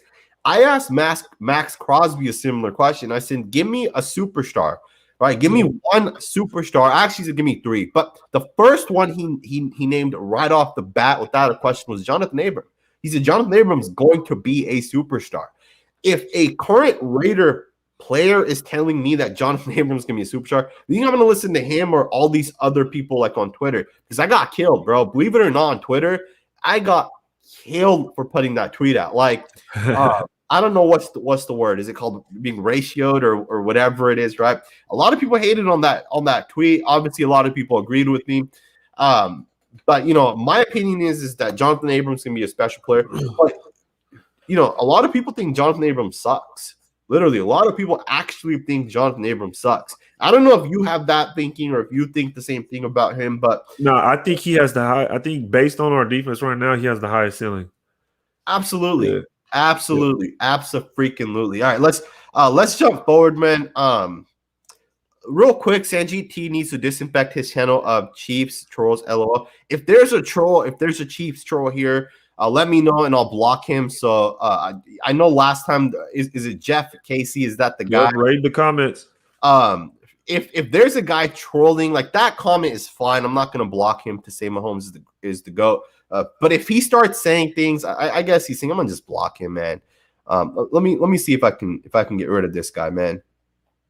A lot of people are saying, yep, that's him. So let me go ahead and just block him. He's a Chiefs fan, so really we don't really care about him anyways. He shouldn't be able to comment anymore. I blocked him. Let me know if he is still able to comment. I don't have any mods, and I don't know. Maybe I should make someone a mod. I don't know if I can give people the power here to make someone like a moderator to the comments. I think I have to do that on YouTube. It would be cool if I can make a person a moderator at one time and they can just be the moderator going forward. I don't know if that's a thing. I don't know if you have any experience with that. Let me just go to YouTube real quick, man, and just make someone a moderator. I really love the comments. What's funny is half the people are saying that we signed Casey Hayward. The other half are still saying it's not confirmed. So I don't know, man. I don't know. I haven't gotten any notification yet. we'll get into that when we do get to it. So let's get officially in. I seen Docs had posted something on YouTube. I saw that too, but I think he might have jumped the gun a little bit. Yeah, that's not a good thing. Can't be jumping. It happens, man. It happens. Yeah, it does. It does. Let's see what. Let's see. I don't see anything on it yet. I mean, if we do, I'm excited for it. Let's go. Absolutely, man. Absolutely. Raider Profit left a $5 super chat. Huge shout out to you. Sanji, Yuba City in the house. We saw in case he heard thoughts. I don't know if that's confirmed. We'll confirm it towards the end of the video. We'll look into it again. So yeah, we'll definitely look into it. Yuba City in the house. I represent Yuba City. DG also has lived in Yuba for a while. You're not from Yuba though, right? You weren't born in Yuba. No. Were you from Sac originally? Is that where you're from? No, I was originally from like Modesto area. Okay. Yeah, so I was born and raised. Went from like the Central Valley to the Buttes. Came over here to the city of the trees. Now I'm right here in Sacramento. Yeah, absolutely, man. Yeah. And now you're in Sac, right? You're in the Sac area. Yep. Okay, and I'm in the SF area. Born and raised in Yuba City. Me and DG actually know each other personally. Went to school together. We played football together out there, man. Played football together. Yep. 209 was good. 209, 530, 916 was good. I've been all over, man. All right, man. Let's jump forward, man. Let's get back into how you feel about the Diablo pick now? Yep, that's perfect. That's exactly where we're going to go. How you feel about the Diablo pick? Because personally, this is just me. I like him at DB more than I do linebacker. Dude, I just do. That's what okay. So I made a video today, and I was like, all right, I want to see him at linebacker. I want to see him at safety. I want to compare the two. I'm like, at linebacker, I don't like him, man. I don't like him at linebacker. I like him as a safety. But the thing is, it's like, I wouldn't mind if he plays safety. I don't care. You know, if he comes in and he rotates in and out, I do not mind if Diablo is a safety because I don't like him at linebacker right now. You know, and so here's my thoughts, and then I'll let you give your thoughts after. Go ahead. So here's what I see from him. Right, I see a guy who plays football at a high level. He understands the game. But more than that, he towers over people, right? He's 6'3", 225, 230 pounds. He towers above people. There's no wide receiver. There's no tight end that's going to be able to block. Like, he reminds me of like someone like Derwin James, right? Like, he's just bigger than the next guy. Yep. If we didn't have Jonathan Abram, I think Diablo could have been our box strong safety, the guy that lines up around the line.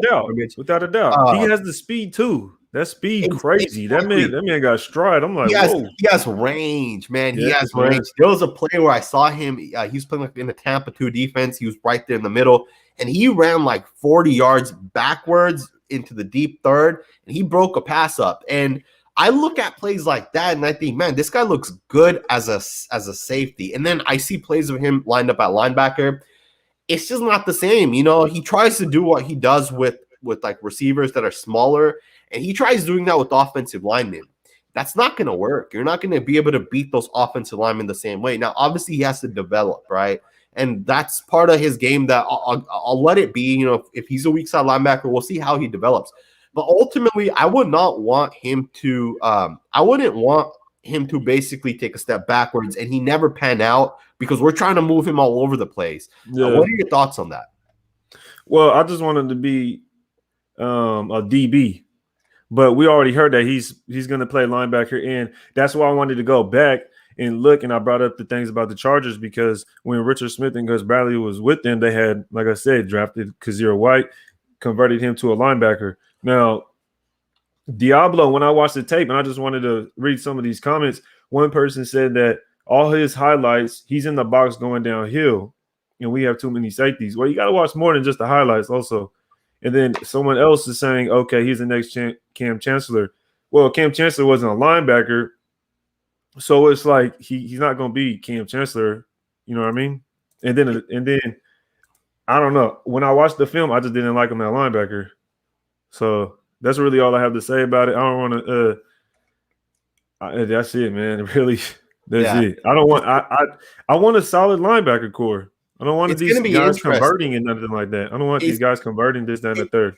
Exactly. And it'll be interesting to see like how he develops into that, right? Because at the same time, when you're playing safety 75% of the time, and then you're being asked to play linebacker 10%, and then another position, another 15%, it makes it hard, right? It makes it hard to know your run fits. It makes it hard to get used to going from taking on receivers to offensive linemen. Versus if you're playing in the box 95% of the time, you know exactly, mentally you're teaching yourself how to beat these offensive linemen. Ultimately, if they keep him at that will position, and let's say he's able to be 100% of exactly what he is at strong safety at that will spot, and then let's just say he develops a little bit more over the next 2 years, I think he'll be a fantastic football player for the Raiders. I think he has the chance to be one of the better Raider linebackers that we've had over the last 20 to 30 years. Now, obviously, that's not saying much, right? Our linebackers have sucked for the most part, minus like maybe Kirk Morrison and Thomas Howard. Those guys were good football players, but we really haven't had good linebackers since those guys, right? Hopefully he can develop into that.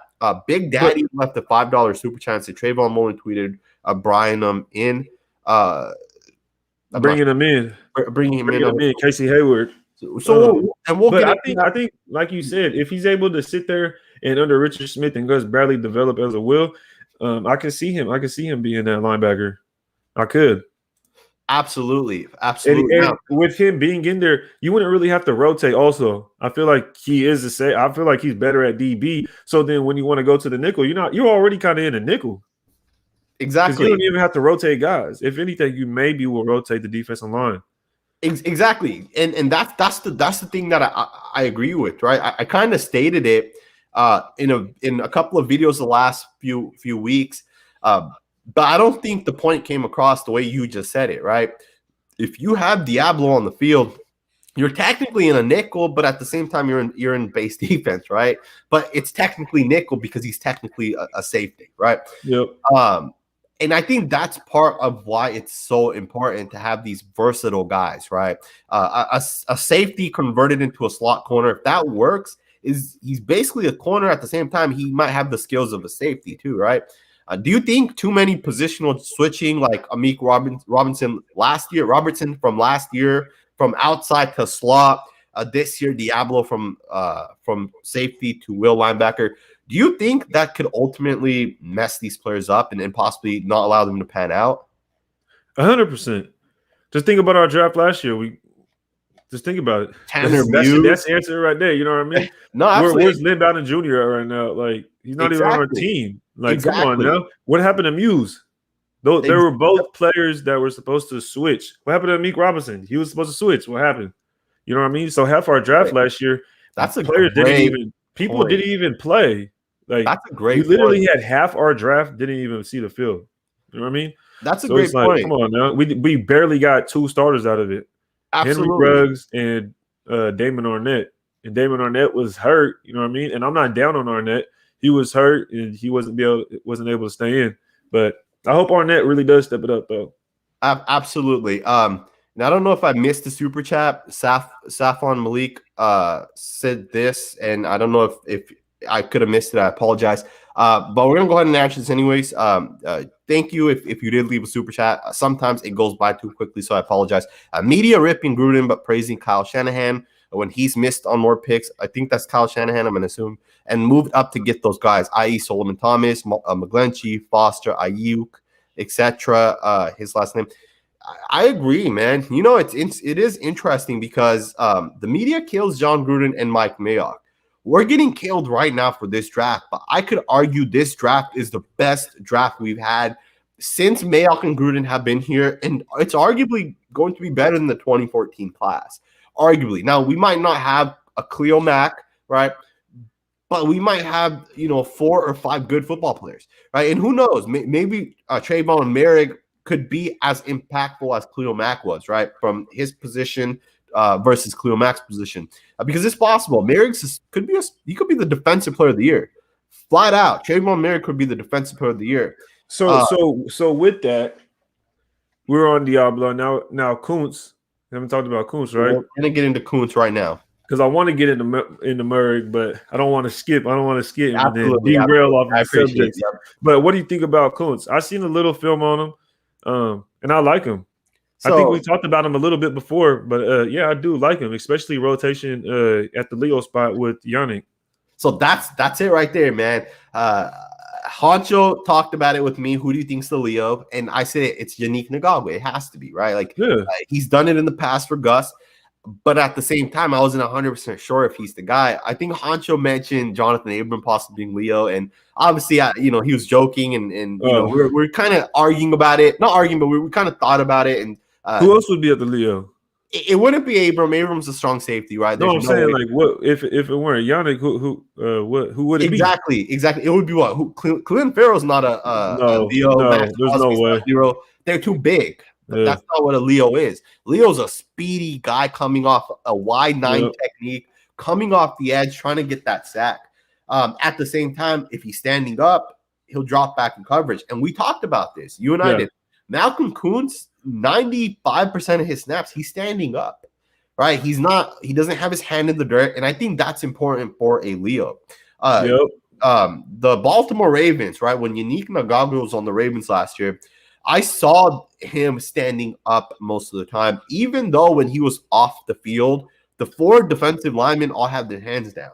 He was the only guy that would come in and stand up. And I think Yannick Ngagwe's natural position and where he might feel the most comfortable is in a 2-point stance. He might not want to put his hand down in the dirt.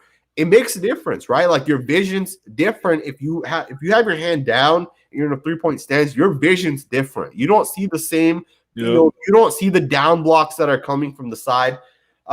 It makes it easier for some people to just kind of stand up. Yeah. And it changes, and some of them have a better get off when they're standing up. Exactly. You're able better to position, they have better get off, and they get better bend. Absolutely. I'm not a believer of looking at the ball, right? They teach in high school specifically, and even in college, they teach you to look at the football, but that's not the thing anymore. They're not teaching you to keep your eyes on the football, because what you're implying when you tell someone to keep your eye on the football is you're implying that the center is the fastest person to make his move, right? He's snapping the ball. You're assuming he's the fastest guy, but that's not the case. Sometimes the tackle might be faster, right? The second the quarterback says "hup," the tackle might be like 1/3 second faster than the center actually snaps the ball, right? So for me, I don't think defensive ends, defensive tackles, I don't think they should look at the football. Look at the guy in front of you, time the snap count, jump it when you know it's coming. I think that makes more sense. And with Kuntz specifically, just to stay on him, I love his upside, man. I actually talked to a scout about Kuntz specifically, and Mike Mayock said this, and I don't know if you heard the presser out. You might have. I think he was saying that there's no way Kuntz. He did not think Kuntz would be there with the 79th or 80th pick. Mayock was surprised that he was still there. Mm-hmm. And people, Twitter, those people that make the comments and rank people on Twitter, those people said the Raiders reached on Kuntz. He's a nobody. But there are people who said that Kuntz could, if he was not at Buffalo, and on top of that, if Kuntz somehow was able to play more, because he wasn't able to play a lot, right? Buffalo's defense really only allowed him to play on like 2nd and long and 3rd down in passing situations. But with Kuntz specifically, if he's able to play more, people think he could have been a 1st-round pick. That is the type of talent that people thought of him. And that's what a scout directly told me, someone that actually knows information, inside information. That guy told me that he thinks the Raiders had a top 5 draft this year. He said Glispy was a steal of the draft. Kuntz, great pickup. Merrick, to get him with pick 43. And he also mentioned Alex Leatherwood, and we'll get into that when we get to Leatherwood. I love Kuntz, bro. Like, I could not tell you how excited I am with him. Some people keep trying to compare him to Khalil Mack. What do you think about that? Okay. This is my honest 100% opinion of him. He does remind me of Khalil Mack. The moves and techniques that he shows and flashes, it reminds me of Khalil Mack, right? Like that long arm that he has, the pass rushing skills that he has. He also has, he's very twitchy, right? and that was one of the things with Khalil Mack is like Khalil Mack would like jump one way and then quickly jump the other way, and he'll just like slip right past someone. And Mack would always do that. And I'm not trying to say he's Mack 2.0 because that's unfair to him. That's putting unnecessary pressure on him. But he does remind me of Khalil Mack, right? Now, obviously, he doesn't have the production that Mack had at Buffalo. At the same time, he didn't get to show off his skill against any top-tier team. But the one game I did watch against him was against Penn State, and he dominated Penn State. Dominated. Penn State's a good football program, man. Yeah. Dominated Penn State. I think he played 27 snaps. 17 of those 27 he won. He was just being disruptive. I love the pick, man. How do you feel about Kuntz? What is your just opinion of the type of player he is? I like him to rotate in and just develop as our new Leo. Because who knows how long Yannick could be here, and you need more than one pass rusher. You need to have someone coming off fresh with that energy, because apparently Yannick obviously is going to start, right? So when he comes off the field, who are we going to have replace him? That's a good point. And it's kind of like, if you're not, and it was like you were saying earlier, who would you start at Leo if it wasn't Yannick? Who would it be? You know what I mean? Absolutely. Maybe Max Crosby, but I don't really see Max Crosby being a Leo like that. He's more of a down. He's more of his hand in the dirt kind of guy. So absolutely. I think Kuntz was a smart pickup, and he definitely has some of those Mac characteristics. I want to say he is Mac. I want to go that far, but he does have those characteristics, and I think we were talking about that.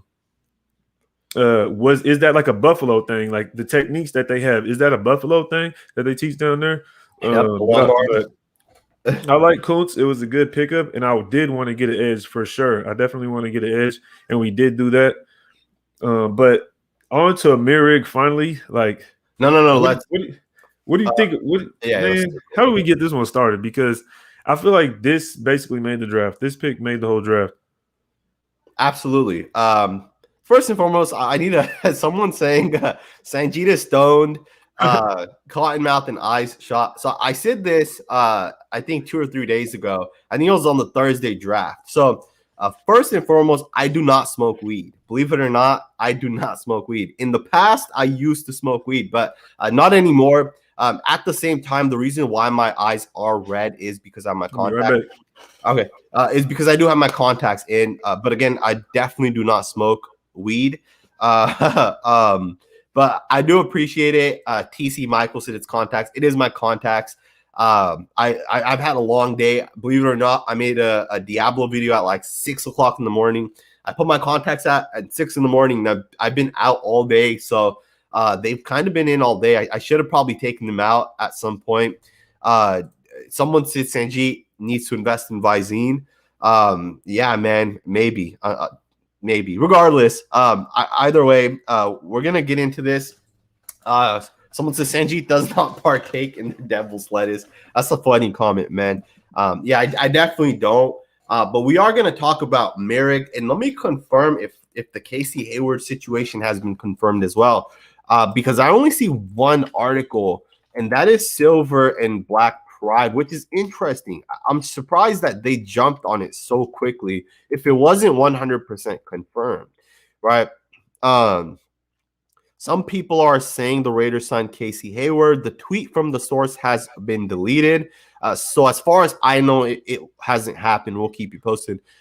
So it doesn't look like we actually signed him. I know Graphic Raider did post the video. NFL Draft Diamonds, who is not an actual official NFL source or anything like that. They getting on your ass, boy. Who? Yo, he said, they killing me right now. You a pothead now, Sanjit? Come on now, man.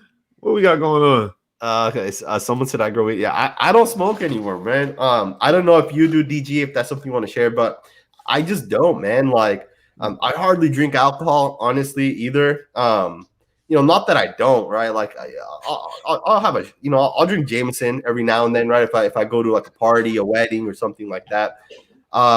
Yeah, I'm not a big drinker either, but man, I'm 420 friendly though. Hey, what? I mean, we're from Northern California, right? So it's kind of how you grow up, right? Exactly. Cole GTI. So my brother actually changed his name. So there's my brother's channel right there. Go check it out. He even updated his thumbnail. Before, he used to just be this ugly ass blue thumbnail, but he updated it and he posted a video today. So go check it out. Go support my older brother. I think if it's out there, it happens soon. I'm not sure what that's referred to. But with that, man, let's get into Merrick, because that's the one, man. That is definitely the one that I want to talk about. I've watched Merrick probably the most out of every player. I've watched Merrick the most. Pre-draft, I actually didn't like him. Pre-draft, not pre-draft. I take that back. Before I talked to Honcho about 3 or 4 weeks ago, I wasn't a big fan of Merrick. I was kind of thinking this guy's kind of overrated. Like, and I'll be the first to tell you guys, I had at that point only watched the Louisiana Tech game. And in the Louisiana Tech game specifically, he played a lot of man coverage, and that's why I didn't really like him, because they were asking him to do one specific thing. Now, they dominated Louisiana Tech, and obviously that was their game plan. And I should have been a little bit more cognitive about that specific situation. But I went back and watched more games, and he dominates, man. Like, he's just different, man. He is just different. Now, the thing that I love about him is his football awareness. By far, his football awareness. Now, I don't really have a comp for him because he's not Tyrann Mathieu, he's not Buda Baker. He's bigger than those guys, right? But the way he thinks, those guys think the same way, and that's how great football players think. You know, I'm not saying Trayvon Merrick is Charles Woodson, but he thinks just the way Charles Woodson does. You know, when I watched Charles Woodson in the past, he knew every single play what was about to happen. Like, I think back to remember how he had never picked off Peyton Manning, and he was old, but he still picked him off twice, right? And that was like one of his final games, the final time he ever played Peyton Manning, and he picked him off twice in that one game. And that was just because he baited him into that throw, and that's just football awareness. Charles Woodson had it, obviously, throughout his whole entire career. Buda Baker, Tyrann Mathieu have it, and I think Trayvon Merrick has it. He's just a special player, man. How do you feel about him? He does have it. He has that it factor. And I do agree. And that's what I wanted to get to Merrick, because when you watch his film, he's playing man almost the whole game. All the tape I watched, he's playing man at least 50% the whole game. And personally, I rarely seen him as a single high safety playing like a single high zone. I rarely seen that out of him. Exactly. So exactly. I don't know what other people have watched in the film or whatever the case may be, but that's what I see. So I need to keep digging, and I want to break down some film, and I want to make a video of him just at the single high, like playing zone, not man coverage. Yep. And it's going to be hard because there's not a lot of tape on him just playing single high safety in the zone. He was playing man a lot. There was one game in college. I looked at it from, I think PFF had it, where he played free safety like 80% of the time. I don't know. I think it was the Oklahoma State game, or maybe it was one of these other games. I think it was the Oklahoma State game. He played free safety, and I watched that game, and I didn't really see him playing like true. He's playing free safety, and Adarius Washington's up in the box, like how Gus Bradley's going to have it. It wasn't like that. It was more of like Adarius Washington was like 7 yards away from the line of scrimmage, and he was like 14 yards. But they were still split safety, right? It wasn't the whole one guy deep, one guy on the line of scrimmage. It wasn't that. But I want to ask you, and personally, I think Trayvon Merrick's a great tackler, right? I think in his recognition when like screens are coming and stuff like that, and how he explodes through it, how he plays box defense, I think he does all that stuff at a very high level. And I think that's one of the reasons why I'm very high on him, right? He does all the little things at a great level. How do you feel about his tackling? How do you feel about how he reacts and runs to like screens and stuff like that? His play recognition is very good, and his tackling is good. And if you really watch the film, he's getting around blockers, and that's what I like the most. Like, he will get around a blocker and make the tackle, you know what I mean? Exactly. Before he get more yards. And you don't really see that a lot. And that's the thing about Diablo, just to go back. When you compare it, Diablo doesn't really get around a tackle and then make a tackle. Like, a lot of times it was free reign. A lot of times it was he just hit the gap and hit the guy. I want to see Diablo get on the blocker, get off, and then make the tackle. You know what I mean? And I think that was the difference between him and Morig. And Morig would go around, and it didn't matter if it was a tight end, wide receiver, or offensive lineman. He'd figure it out, and then he'll make a tackle. Absolutely, man. So his tackling did separate himself from the rest of the safety class. That was one thing. Do you think there's any weakness in Merrick's game? Do you think he has any flaw or any weakness? Yeah, and that's the thing. Coming out of college, I feel like all the safeties have to work on their tackling. So I think he still does need to work on his tackling, because when you look at some tape, I can't remember what game it was, but he misses a tackle and then the guy ends up going another 30 yards. But that TCU defense, mind you, and it was like we were talking about, they played man coverage. Like you might see a Darius Washington and Trayvon Merrick. It was 2, but they'd be playing man coverage. They line up. If you watch the game against Oklahoma State University, he was covering that tight end. Sometimes he would go out to the slot and cover a guy. You know what I mean? So absolutely. It was like, I think his man coverage might be his best trait. His man coverage against like tight ends might be his best quality and trait. Yeah, and if you guys want to watch tape on Stoner and Merrick at the same time, you can go boom. Great point. TCU versus Oklahoma. Hey, I think Stoner's gonna make the team, man. I was high on him. I remember when I know people want his jersey. Exactly. I remember watching him in, I think, 2019. And he just stuck out on film. I'm like, this guy looks good, man. He looks like a good football player. I want to answer the super chat before it disappears. Paul, $5 super chat. Huge shout out to you. What do you think our team's weakness is going into 2021? O-line, inexperienced secondary, or D-line or linebackers? So I think there's 2 parts to our team. And I don't know if it's a weakness as more to it's more of like the unknown. Like we don't know 100% what's going on. I guess there's a couple things. First, we don't know about the O-line, but I do think that our O-line will be perfectly fine. I have no doubt in my mind the O-line will be fine. I do think, however, the inexperienced secondary could have an impact. But at the same time, I think the players are too good of players, right?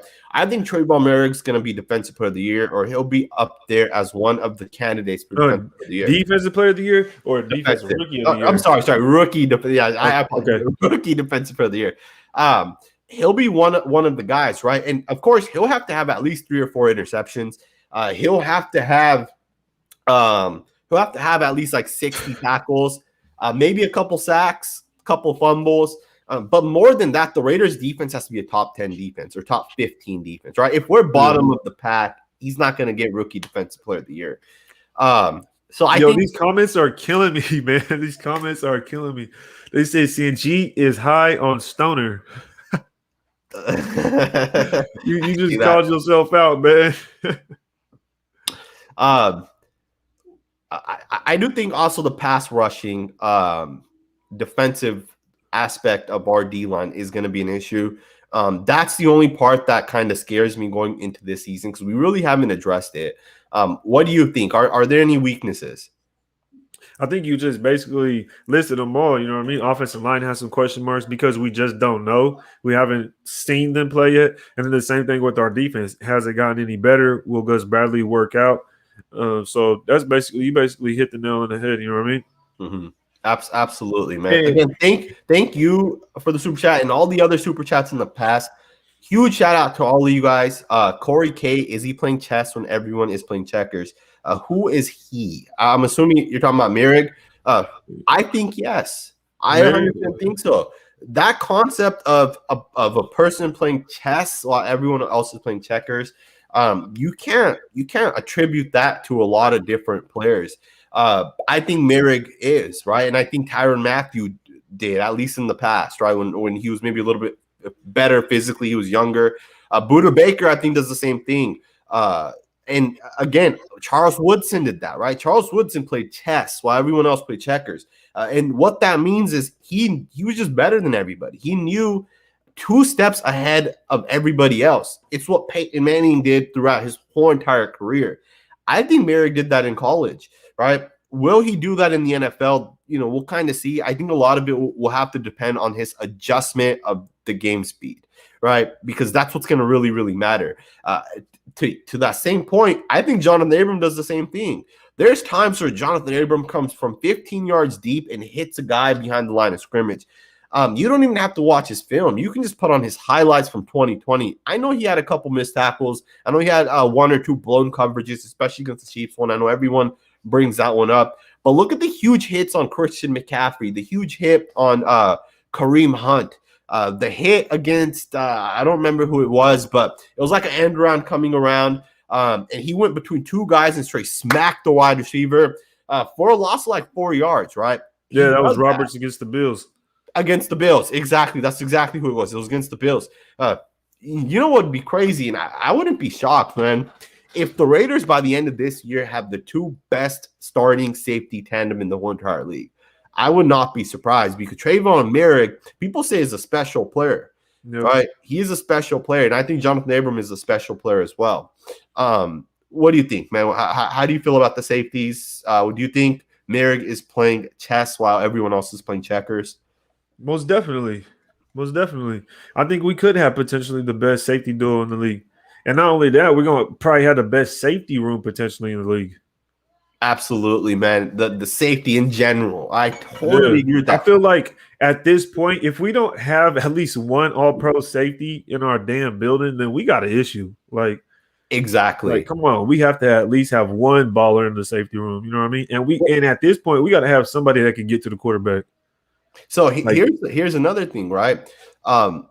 If we don't have an all-pro, if our defense is the 30th best defense, it's not the talent, it's not the playmakers, or it's not the players we're bringing in. Those aren't the issues. Like, you and I have watched Glispy in college. We knew before the Raiders got him that this guy's a good football player. We knew Diablo was a good football player, or Diablo. Same thing with Merrick. We knew he was a good football player.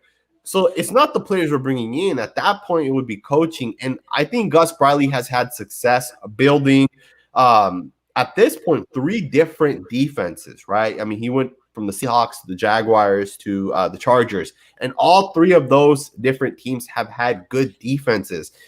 So he's a proven guy, man. At this point, there'd be something deeper if our team can't produce talent, man. So I want to ask you something because someone had commented – Salvatore Bruno, Jackson Kruger film, not high on Merrick. Thoughts? Have you seen that? So I did. I actually did. And it's funny because it was actually recommended to me, I think, this morning or yesterday, last night, and then that was the first time I seen it. And go ahead, I'll let you go. Okay, let me just hit on Jackson Kruger. I think it's Jackson Kruger Sports Productions or something like that. I think that's his full name. So I used to do the film study, right? That used to be the title. I used to put film study in all my videos. And he started copying me, man. And people would always confuse mine and his videos because I used to do film study as well. Now, his channel's gotten like 70, 80, 90,000 subscribers. But his views per video aren't that high. And I think it's because he has over 2,000 videos out, believe it or not. 2,000 videos. Yeah. And he started YouTubing not that long ago, right? He puts out like a film study every day, every other day. And this is just my personal opinion. There's no way you can actually know a football player and learn about a player within one day and make a video of that guy. So that's my thoughts of Jackson Kruger. He put a 5th round grade on Trayvon Merrick. A 5th round grade, right? That was exactly what it was, right? He put a 5th round grade on him. And I thought to myself, this guy is tripping. There's no way Merrick, unless you think there's no safety worth a 5th, to go in the first 5 rounds, because Trayvon Merrick's the number 1 safety in this class. Like, there's no questions about it. Some people say maybe it's Richie Grant. Maybe Richie Grant did go before him. I think 2-3 picks before Merrick. But again, that's also scheme specific, right? The Falcons felt that it'd be Richie Grant, but we'll look back at it in 4 years, and chances are Merrick will be an all-pro player, and Richie Grant will be onto his second team. That's my personal opinion, right? I had Richie Grant as like my 4th safety. I thought there were a couple other players that were better than him. But as far as Jackson Kruger Sports, I disagree with him, man. I totally disagree with him. There's no way Merrick's a 5th. There's no way you can watch him and think he's a 5th round prospect. But here's the thing also, man. You said you watched the video, right? So if you watched that video, you would have seen that he's not using the all 22 film. He doesn't have access. No, he took someone else's YouTube videos and used it. Okay, for the all 22. It wasn't all 22. He just took Yeah, a video exactly. off of someone else's YouTube channel, used it because he even says like someone else's pointer was there. Someone else's like pointer. He was using somebody else's Okay, thing or something like he that did say that right to at the identify the beginning. player. But he's using the broadcast angle. There's no way Yeah. you can use the broadcast angle and actually make a true judgment. That's my personal opinion. There's no way you can use, unless you're watching defensive lineman, offensive lineman. Okay, that's different, but not at the safety position, man. A lot of the time, they're going to be off camera. Plus, I think it's very important to know, like relative to like the hash mark and exactly where both safeties are kind of lined up. You can't see that from the broadcast angle. It's impossible. So with that, I think he was way off basis on his judgment. What do you think? I feel like he just took a couple of plays and said he was bad. That's it. You can't look at 2 plays and just say he's bad, especially when you're trying to like rate a safety in man coverage, because I believe both of the plays he did, it was Merrick in the slot playing man. And he gave up on one of them. I think he gave up like a 5-yard pass, and the other one he gave up like a 7 or 8-yard pass or something like that. And there were out routes. And I don't know. I'm not really going to judge a player, especially a single high safety, based off playing the slot and man coverage, covering the out route. And honestly, and one of the plays he tried to jump it actually. Like he tried to jump it and it went right over. So I don't know. Jackson Kruger, cool. You know what I mean? I like some of his videos. He's not bad, but that one right there, I was like kind of like iffy. I was like, I don't know. Maybe I don't know. Sometimes people just post things so they can get a little bit more attention for the video in some sorts, or may say some things. I don't know if that's what it was per se, but I don't think Merrick is a 5th round pick. If that's the case, then who's your top safeties? You know what I mean? Who are your top 3 or 4 safeties if Merrick is getting drafted in the 5th round? So I don't know. I don't think Merrick is that bad. You know what I mean? I can understand if someone had maybe their 2nd or 3rd because they liked Richie Grant more, or they like Gillespie or Holland or something like that. But I don't know, 5th round on Murray. That's I don't know. That's pretty steep.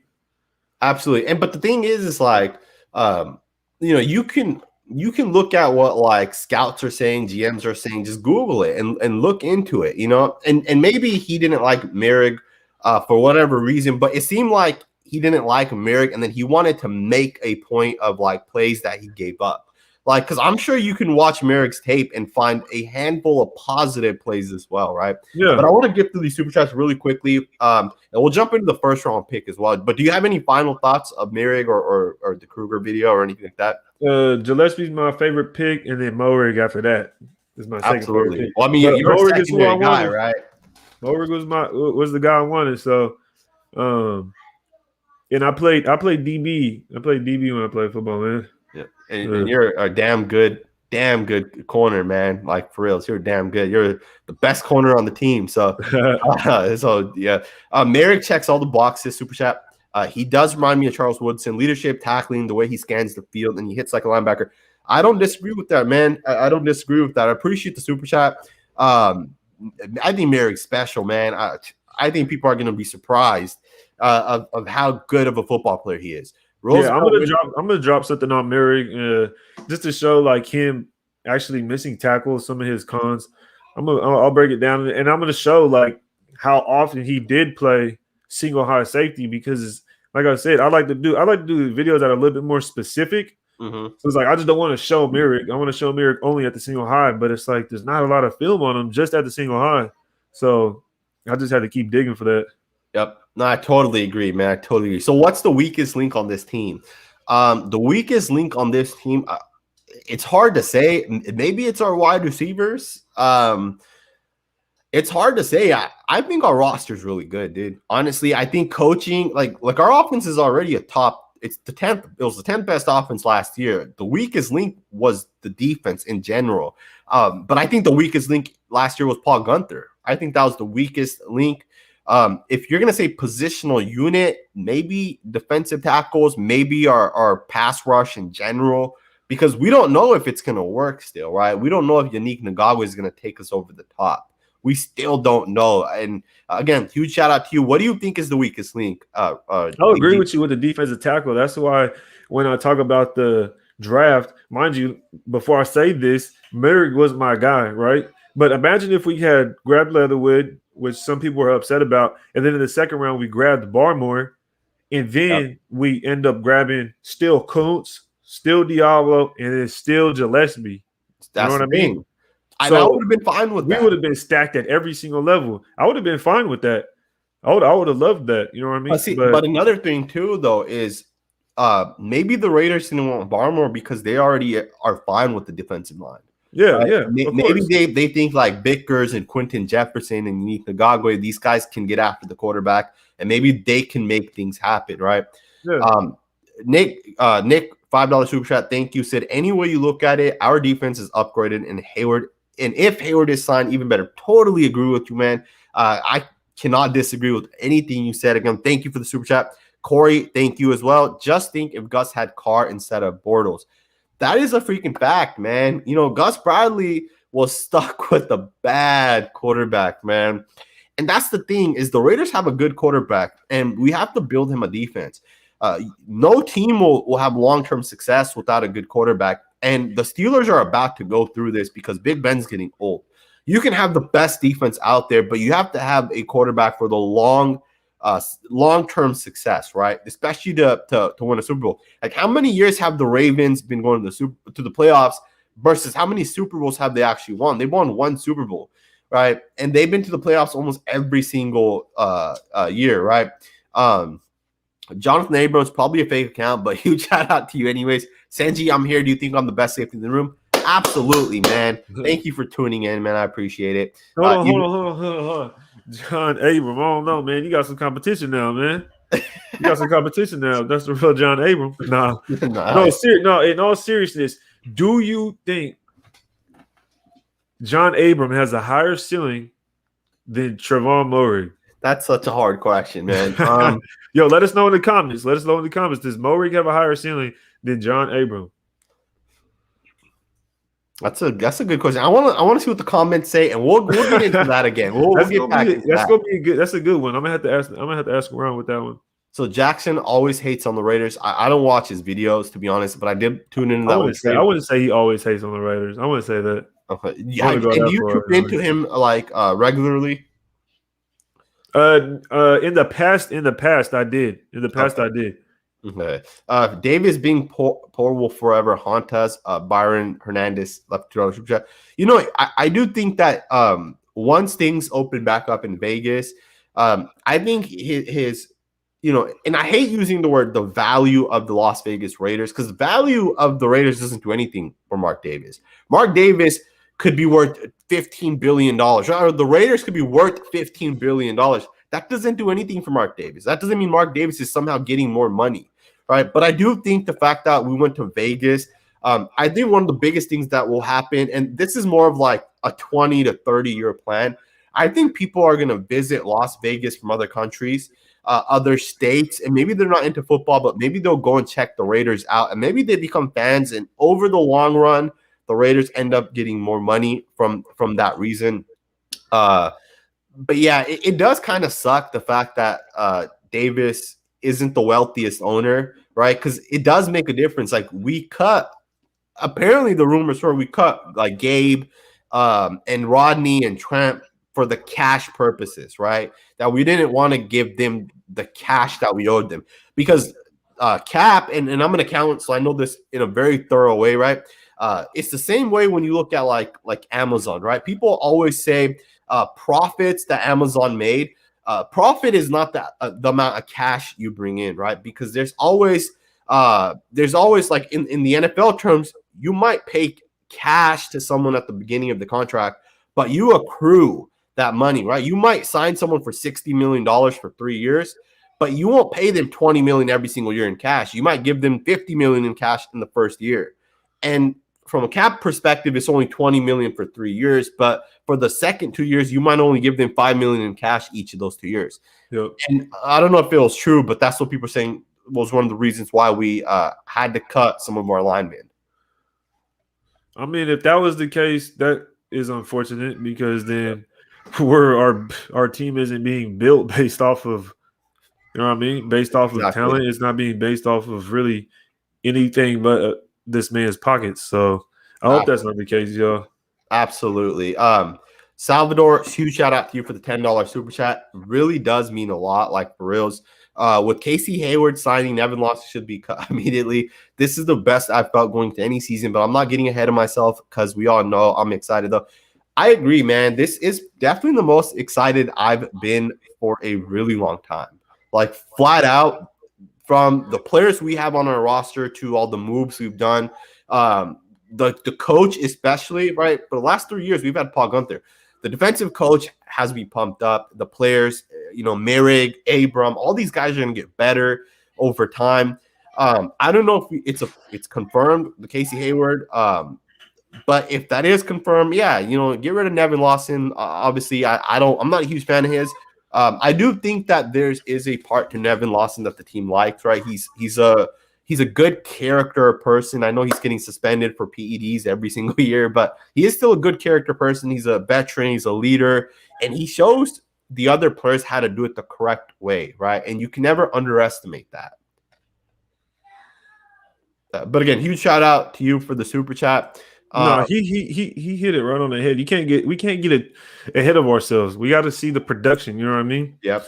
We got to see the production because a lot of times we'll go into the season thinking one thing, another thing will happen, and Absolutely. then you got to think also the second half of the season. I don't know if you want to talk about that right now, but what is that about? What is it about going 6-3 or 6-2, and then all of a sudden we end the season only winning one out of the last 7-8 games? That's tough, man. I honestly think it's just a coincidence. I don't think it's that something happened, someone figures out John Gruden. I think it's just a coincidence that happened. I think one of the things that could kind of explain that is the fact that injuries tend to happen towards the second half of the season. In 2019, when that happened, it was injuries, right? We had a lot of players get hurt. I think Josh Jacobs ended up missing most of the second half of the season, right? Or at least half of the second half of the season. Trent Brown got hurt. The same thing last year. We had a lot of people hit COVID. I think it's just a coincidence. I don't think it has anything to do with John Gruden. I don't think it has anything to do with Carr. I think it's just a coincidence. What do you think? Honestly, I don't know. I want to see what happens this year because I believe I did see some stats. Someone commented too. It says go back and look at his November and December record. I'll have to look. I'll have to go look and see what his records are in the past. You know what I mean? Does he always start the seasons out pretty well? But I feel like I've seen the stat before that he does start out well and then he just tears off at the end. So I'll have to really look into it myself. Diego, your super chat got skipped. I apologize because the comments go by too fast. Just copy and paste it in right here, and I'll include it in. We'll talk about it. But Diego Lopez, the fact that Washington went undrafted says a lot about Morig. Are That's you what Diego Lopez said? Okay, that was the super chat. Do I not? Is it on here? Do I not see it? The fact that Washington went undrafted says a lot about Morig. What do you think about that? So that's great. That's a great point, man. But at the same time, one of the things with Darius Washington, most people did not feel that he would go undrafted. At the same time, I do think that I don't know the exact number of players that get undrafted. Was it 259? Is that the number of people that get drafted? There's a lot of good football players that come out, right? And at the same time, if a player like Washington goes undrafted, maybe teams don't necessarily need a safety, especially that like the first safety was like the 40th overall pick, right? And I don't consider Holland a safety. I consider him a corner. The first safety consider him a nickel player. So maybe safety is just not valued that high. Maybe teams don't need safeties, right? Also, he was small and a little bit slower. He's small. I think that's the biggest part. He's 5'8". He can still play at 5'8", right? It's not his height that's gonna hold him back. But yeah, you gotta work harder. You gotta keep it real. You're gonna have to work harder. If you're small and you want to play, you're gonna have to work harder, man. You're gonna have to put in that work. Exactly. And yeah, if he has to cover a tight end that's 6'7", you're looking at a foot difference. Imagine drafting him and having him cover Kelsey. Like, come on, it's not gonna work. Exactly. Mr. Maccabi, $5. We have the hardest division in the NFL. You have to get better now, not later, and that is a arguably. Because I'll be realistic, man. The AFC North, I think they're pretty tough too. I think that's the best division. The AFC North, even the NFC West, right, with the Niners division, that's tough. Those two divisions and our division is a great. Every team's getting better, man. Teams don't get worse, right? Yeah. Teams, you take this. Well, they plan to get better, yeah. Exactly. You take this team and you play a team from 1995. We're gonna smack that team, right? Yeah. Players get better. Players get stronger, faster. Every team gets better, right? Like you don't get worse, or at least you shouldn't be getting worse. Let's talk about the final person, the right tackle. And we were both live, man, and people have clipped it, man. People have already clipped it. I'm sure one day in the future, someone's gonna post it towards you, either on Twitter or Instagram. It happens. It is what it is. But I think every single one of us was disappointed. Every single one of us. And I was wrong for being disappointed, man. I went back. I broke his film down. I put a film study out. But I was wrong about Alex Leatherwood, and I admit it. I fully admit that I was wrong. I was higher on Landon Dickerson, more so than any player, right? But when I watched Alabama O-line, I watched Dickerson about 4 or 5 games. And when I watched him, I occasionally watched Leatherwood. And I watched one game specifically just to focus on Leatherwood. And I thought he was a good player. I had him as my offense tackle 6 through 8, right? Like kind of different. As the draft got closer, I actually lowered what I had him as. 6 was the highest I ever had him ranked as. I had the top 4 guys who everybody knows, right? Sewell, Slater, Darisaw, Jenkins. Those were the guys that I had ahead of him. I also liked Samuel Cosme a lot. I love Jalen Mayfield a lot. And Alex Leatherwood was literally the next guy after that. But after I watched his film, man, he reminds me of Tyrone Smith. Like, flat out, he's not there today, obviously. He's still raw. He doesn't have it. But if you look at the improvements that Colton Miller made from year 1 to year 3, and if Alex Leatherwood can make similar improvements of wherever he's at this year to year 3, he will be Tyrone Smith, because he has this power in his body. I don't know what the hell it is, because Kelechi Osemele has the same power, right? It's just like this unnatural power, and Rodney Hudson has it as well.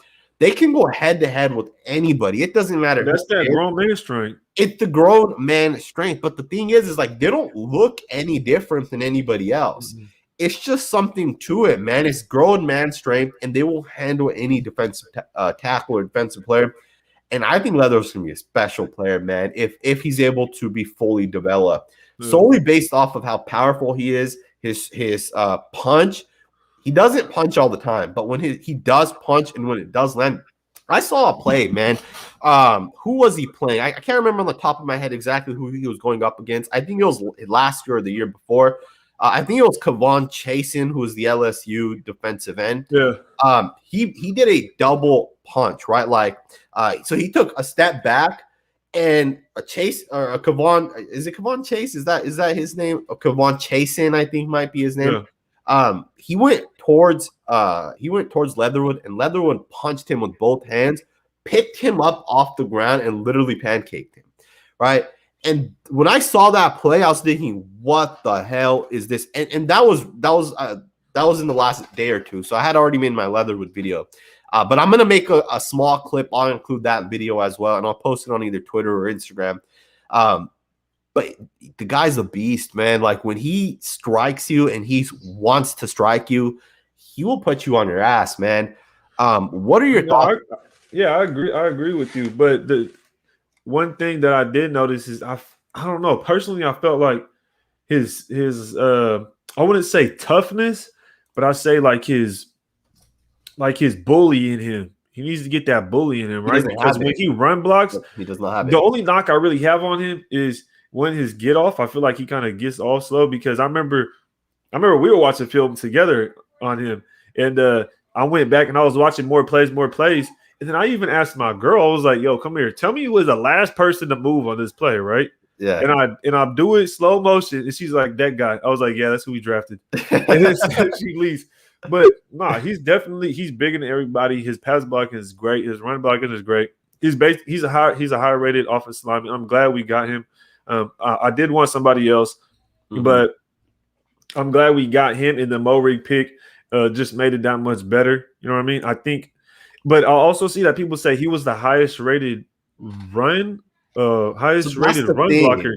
But that's the thing. I don't see where it. Based on where I think it's PFF. You said what? I think it's PFF. I looked at PFF. He wasn't. He was. I don't know. You know what's interesting? So I was trying to see, like, was that what the mocks were saying, that he was the highest rated run blocker?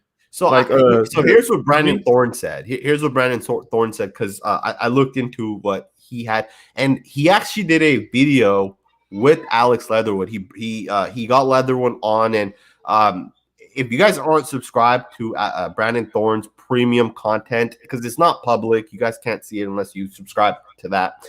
But he had Alex Leatherwood on, and they broke film down together and stuff like that. But Brandon Thorne's assessment of him is the fact that he is a little bit slow off the line of scrimmage, but he comes with power. His initial step is powerful, and that's why he thinks that his run blocking is or could be the better part of his game, is because when he hits you hard. But I don't see the same thing when it comes to guys that can match that power. Like, oftentimes I see him hit another powerful guy, and then he slips off of him, or he'll like miss the block, kind of, you know. When it comes to speed guys, he'll lay him out. He'll lay out any speed guy because he's so powerful. And I think that him getting off slow kind of contributes to not being like as good in the run blocking, in my opinion. Because you need to get off quick and you need to hit that guy. You know what I mean? You need to get on him. You need to get on him. You know what I mean? So I don't know. I think that's why personally his pass blocking is a little better to me, because he's not initially making contact with the guy, right? He's taking a step back. You know what I mean? So that's why I don't know. I think he needs to work on his get off and really get into his run blocking a little bit more. That's not saying it's bad, because he's one of the best linemen in the draft. Yeah. But if that's any knock, that would be it. But outside of that, I think he's a solid NFL starter day one. Absolutely. A day one starter. He's just built. He's a Raider. He's built like a Raider. That's who we want. You know what I mean? Yep. He's 6'6", like 6'5", 6'6". He's strong, and he's only going to get stronger, right? And you got to keep in mind, he's played in 41 straight games. Like, he's consistent, right? And I think that's a big thing for the Raiders. They want consistent players. They don't want guys that are going to get hurt. And that's the thing about this draft. We drafted basically everybody played all the games. Exactly. Did we draft any opt-outs? We did not. No opt-outs. No opt-outs. I believe the lineman we drafted was a walk-on, started all the games. Gillespie, 4-year college. So, you know what I mean? We want guys that are going to be solid, that are going to be experienced, and that's going to be available. I totally agree. Let's hit these super chats real quick. Right before we get to that, I seen someone comment. Yes, he did have the most penalties. He did. That was one thing about Leatherwood. He had the most penalties. Do you know how many? Does it say 9? 9. That's all right, man. He'll clean that up. But I will say this. That's actually a good point, because I showed this in my film study. When I was watching him run block, I saw him, like, when like when you're run blocking, you're gonna get your hands and you're gonna hit them straight up, or maybe you'll get them on the shoulder pads, but his hands were going around people. Right, like he was almost hugging people, and then ultimately he would readjust his hands. And I saw him do that at least 6 or 7 times. In the NFL, that's a penalty, because when you put your hands around guys are going to quickly try spinning or doing something, and you're going to get caught holding. And if you're a Raider, especially if you're a Raider, they on your ass, boy. You better tune it up. Absolutely. Good morning. Left a $5 super chat. I think the Raiders' best move was Drake, especially with the extra game. We will lead the league in time of possession. That's a good point, right? Time of possession is such a big part of winning, especially the way we play. Like, John Gruden wants to run the football, minimize the possessions that the other team has, right? John Gruden's cool with only having 6 possessions each, but he needs a defense to step up and be able to hold other teams, and he hasn't had that, right? But I agree, man. I like the Kenyon Drake signing. It wasn't my favorite move.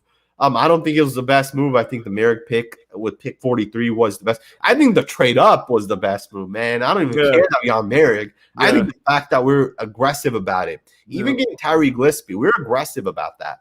And we haven't done that in the past. Like, we've traded back a lot, but never really traded up. And that's what made it the most exciting, because going into the draft, I was talking about, the past drafts. That's why we have so much anticipation and so much suspense, because what we did in the past, we could never predict. Like, we had no clue. We got a Farrell, we got an Arnett. It was like, yo, what the hell? You know what I mean? So you go into this draft and we go get a Leatherwood, and we're kind of like, yo, not again. Like, not again. You know what I mean? What are we doing type thing? And then we trade up to go get Murray, and it ends up being probably one of the most fan favorite drafts in like the past 20 years, in my opinion. Like, outside of Mac and Carr, but I feel like that was more of a developed draft. Like, those players were kind of more low key, not as exciting, but they ended up developing to real good pros. This draft is like, yo, we got Murray, we got Gillespie, we got this exciting dude named Diablo. You know what I mean? Yeah. It's like, come on now. I love this draft. So I called Alex Leatherwood Leatherface. I apologize. I've been up since I think 5:45 this morning. And this whole entire draft process, man, I don't know about you, but I've been exhausted, bro. Like, Thursday, 3.5-hour video.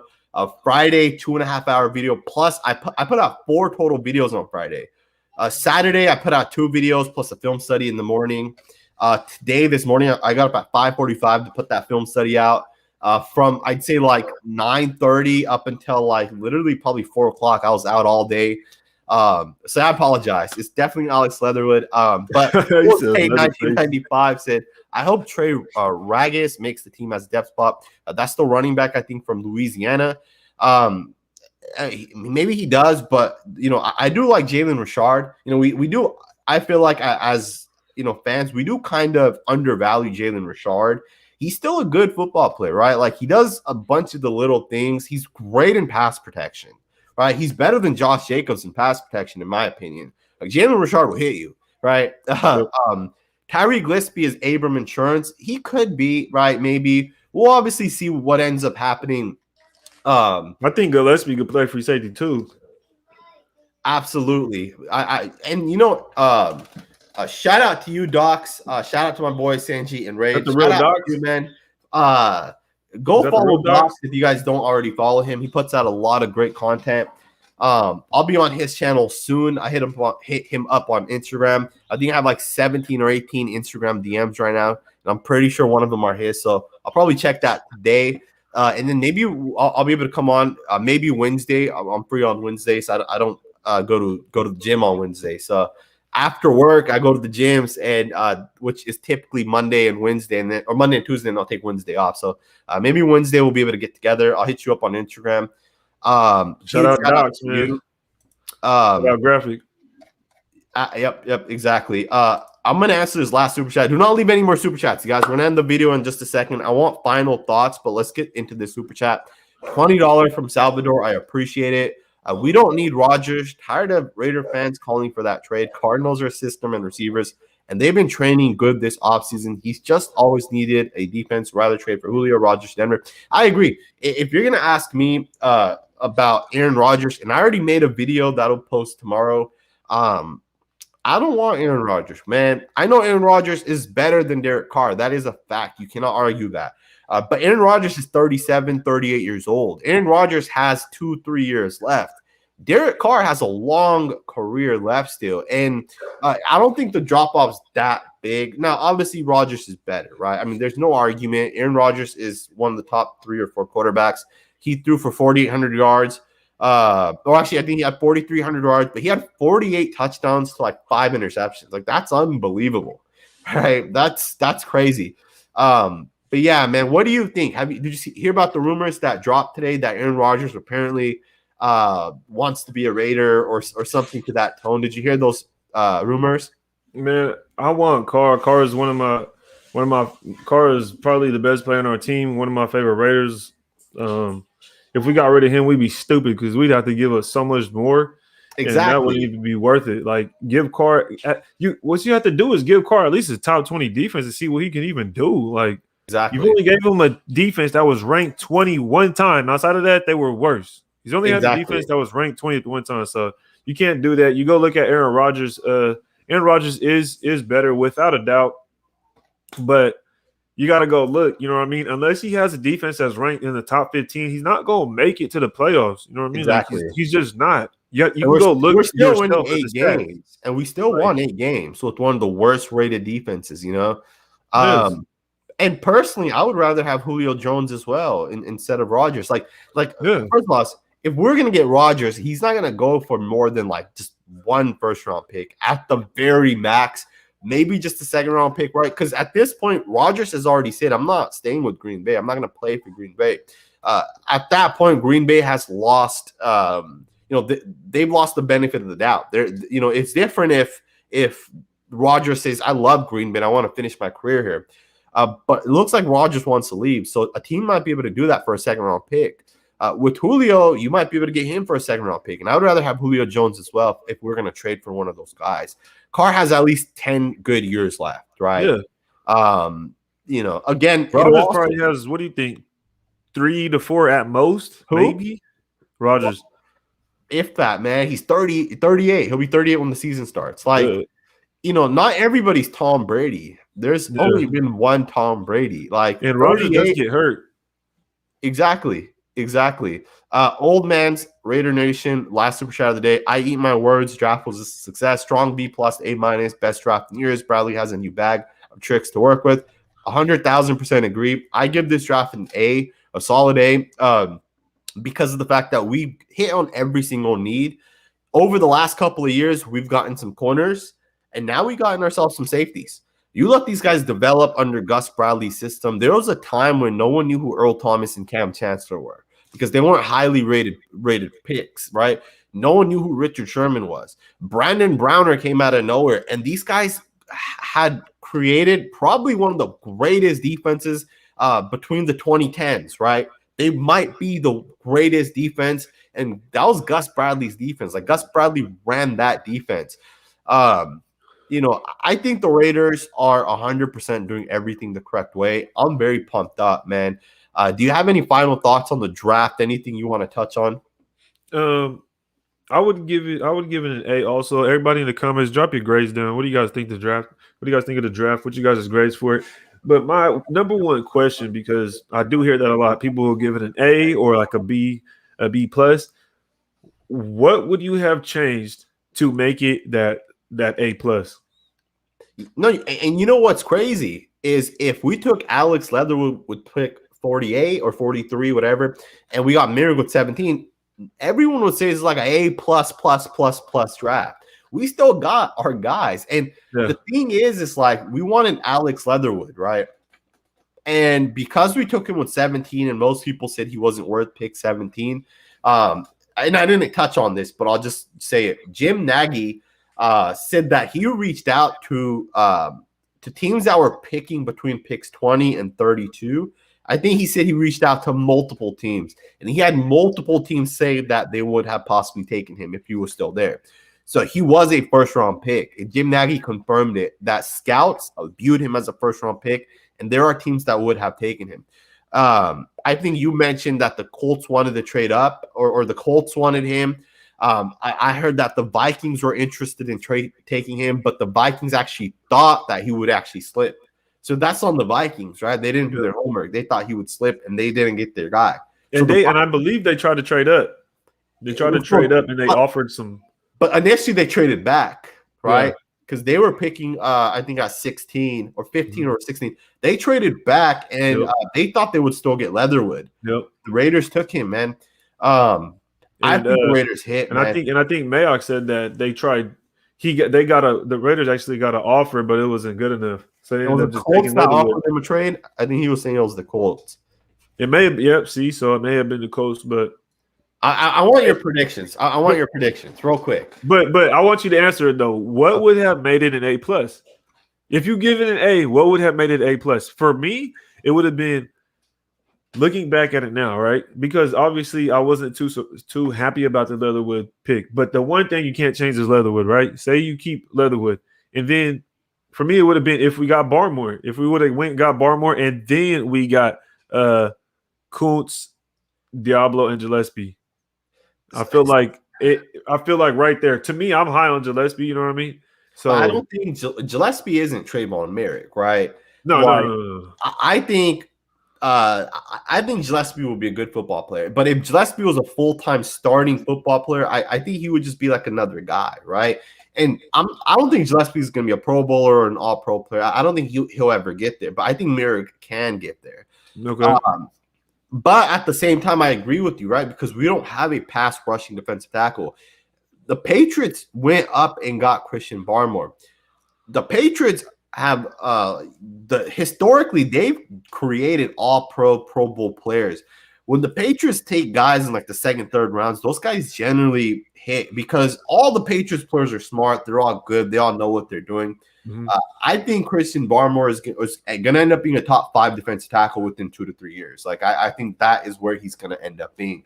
I don't know if he would have been the same way with the Raiders, right? Maybe with Gus Bradley and the way Gus Bradley's implementing his defense now. But I know for a fact that Trayvon Merrick, because Gus Bradley, I don't know if he produces better secondary players or what it is, but he's got the best out of Derwin James. He's got the best out of players like Casey Hayward. He's got the best out of he drafted Jalen Ramsey, right? So he knew what he was doing. He was Yannick Ngakoue, right? He has the eye for good talent. And then with Earl Thomas, Richard Sherman, and Cam Chancellor, like those are his guys, right? And I want to ask you this. Do you think Mike Mayock had the bigger say with the defensive players, or do you think it was Gus Bradley? I'm going to go with Gus Bradley, man. I'm going to go with Gus Bradley. Because someone asked that question earlier. Someone asked that. So that's why I'm asking you. I'm going to say Gus Bradley, man. Honestly. And I think to even go further, you would say more that Gruden got out of the way. Exactly. So you know I mean, I would say Gruden got out of the way more than anything. So did you hear that that apparently John Gruden went rogue? So what I'm hearing is that, and I don't know if this is true, right? So I don't like putting this stuff out there because I don't know if it's true, but the scout that I was talking to earlier said that what ended up happening was that Mike Mayock basically said, we're going to go all defense, and John Gruden didn't agree with that. Now, I don't know if that's true, and I don't want to say that it's true, so I don't hope people repeat that, but do you think that could have possibly happened? Because even last year, right, or even last 2 years, John Gruden did press conferences in the last 2 years after the draft. Him and Mike Mayock together did the pressers. That didn't happen this year. Yep, I noticed that. And where the hell did John Gruden go, right? The dude was in hiding. I don't know what it was. But another thing is we didn't even see Gus Bradley at all, did we? That's true. That is true. I don't think we did. Maybe in the I do think that Mike Mayock also might have said that when Leatherwood flew in, Gruden had dinner. Some of the coaching staff had dinner with Leatherwood, and Mayock said that he wasn't able to do that because he had to do the pressers. Yep. So maybe Mayock said, "I'll do the pressers. You guys go out with the new player." So people are also saying Casey Hayward is 100% confirmed. Let me look at it. If it's confirmed, we'll talk about it. If it's not confirmed, we're gonna just end the video here. I don't see any news, so we're gonna just wait on it. Maybe we'll get into it tomorrow. But I appreciate every single one of you guys that tuned in. Hit that thumbs up button before you guys leave. It really does help. I love reading the comments. I'm gonna go back and read every single one of the comments. I want to give a huge shout out to Raid the Tape. If you guys are not followers of his YouTube channel, I have the notification on my phone. Believe it or not, it's right there. You might not actually be able to see it, but that's your thumbnail, right? That bottom one. I don't know if you can see it, right? That's your thumbnail. It's kind of blurry. I'm sorry, but yeah. So I'm gonna check that out. I actually started my video right as you posted it. So Raid the Tape puts out so much great content. So check his videos out. Check his content out. You guys have already seen him on this channel a couple of times. You guys know he's a smart guy. He understands the game of football. You can't say that about every single person that talks football, right?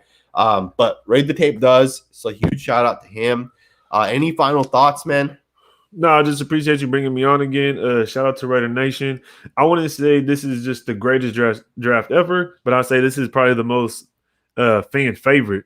I would definitely say it's a fan favorite, and we just got to enjoy it while we can. Absolutely, man. There it is right there. I hope everybody enjoyed the video. Make sure to tune in. I'll have videos every day this whole entire week. I won't be posting more than 2 videos because I am tired as hell. But I hope you guys all have a great week. Enjoy work, enjoy school. Make sure to represent Raiders. Put the gear on. Brag about how great our draft was and speak it into existence, man. I hope you guys all have a great week, and I'll see you guys later, man. Peace.